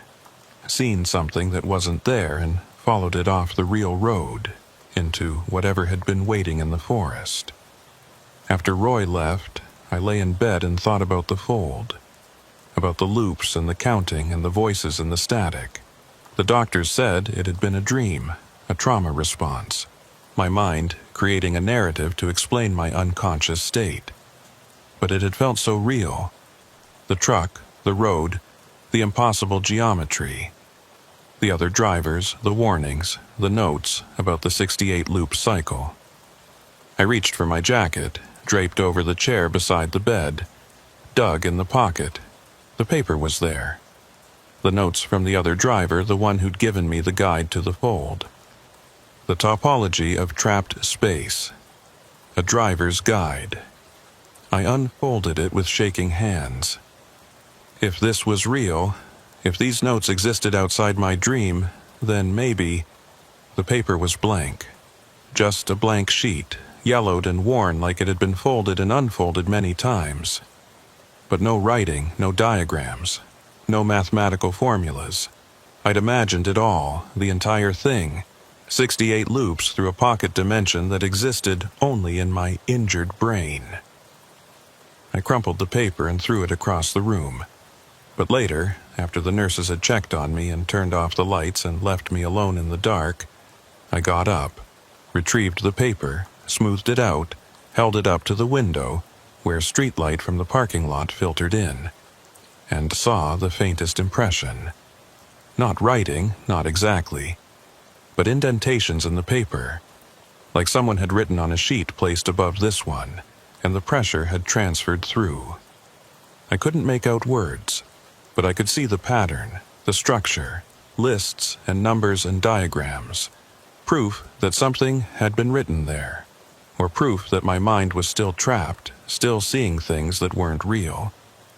I folded the paper carefully and put it back in my jacket pocket. 3 months later, I was back on the road. Light duty at first, short hauls, daytime only.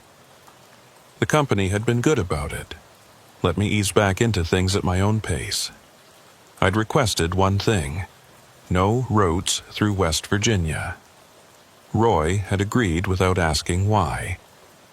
But contracts changed, companies merged, routes got reassigned, and eventually, inevitably, I found myself with a load heading south through West Virginia. Different start point, different destination, but the route took me within 10 miles of where I'd crashed.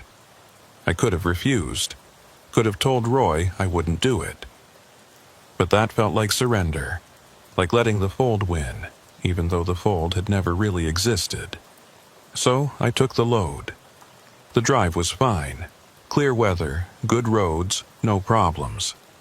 I passed within 5 miles of County Road 14 and didn't even feel a twinge of anxiety. See? I told myself. It was all in your head. Just trauma, nothing to fear. I made my delivery, stayed overnight at a truck stop, headed back north the next morning. That's when I saw the sign. Digital board, orange letters on black background. Exactly like the one I'd seen 3 months ago. Route 119, closed ahead. Detour at exit 12. Follow. Posted signs. I stopped the truck. I sat there on the shoulder, staring at the sign. It wasn't real, couldn't be real. Roy had confirmed there'd been no detour that night. The state DOT had no record of any construction or closures. This was just my mind playing tricks. Post-traumatic stress, creating a phantom sign because some part of me hadn't let go of the fold yet. I put the truck in gear and drove forward, past the sign, ignoring it. The road was open ahead. No construction, no rock slide, no barriers, just normal highway, exactly as it should be. I'd been right. The sign was a hallucination, nothing more. But when I checked my mirror, I could still see it behind me, its orange letters glowing in the morning light. And beyond it, barely visible in the distance, I could see a truck taking the exit. White cab with blue stripes. I watched in the mirror until it disappeared around a curve, following the detour onto County Road 14, following the signs that led to the fold. I drive faster now, keep my eyes forward. Don't look at signs too carefully. Don't trust detours. Don't stop on empty roads even when my truck says I need to.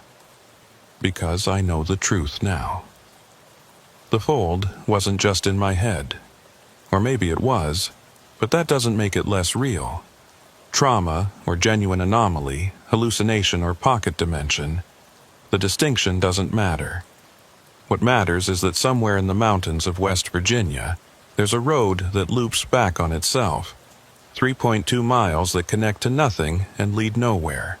A switchback that waits for drivers who take the wrong turn, follow the wrong sign, end up in the wrong version of space. And every 68 loops, it lets someone go. Releases them back to the real world, damaged but alive. But first you have to count. Have to drive the loops over and over, watching your own truck multiply around you, seeing yourself in mirrors and windows on the wrong side of bridges that exist and don't exist simultaneously. First, you have to survive the fold. I did survive. I'm the proof. I'm back on the road, making deliveries, living my life. But sometimes, late at night on empty highways, I see signs that no one else sees. Detours that lead to roads not marked on any map. And I wonder how many drivers take those exits. How many follow the signs into their own personal folds, trapped in loops they don't understand, counting circuits through impossible space. And I wonder if they'll count correctly, if they'll reach loop 68 and find their exit, or if they'll miscount, or give up, or lose themselves in the mathematics of nowhere, and become just another empty truck on the shoulder. Another warning that no one will heed. I still have the paper, the blank sheet with its phantom impressions. I carry it with me always, in my jacket pocket. Proof that the fold was real, or proof that my mind is still creating evidence for something that never happened. I honestly don't know which. What I do know is this: the road is still there. Still waiting, still counting. And somewhere right now, another driver is taking exit 12, following the detour signs onto County Road 14, beginning loop 1. I can't save them, can't warn them, can't do anything except hope they're better at counting than I was. 3.2 miles, 68 loops, and if you're lucky, if you count carefully and don't lose track and don't give up, you might get out, might. But the fold is patient and hungry, and it knows your name now. It knows all our names. We just don't know it's calling us. Not until we see the sign.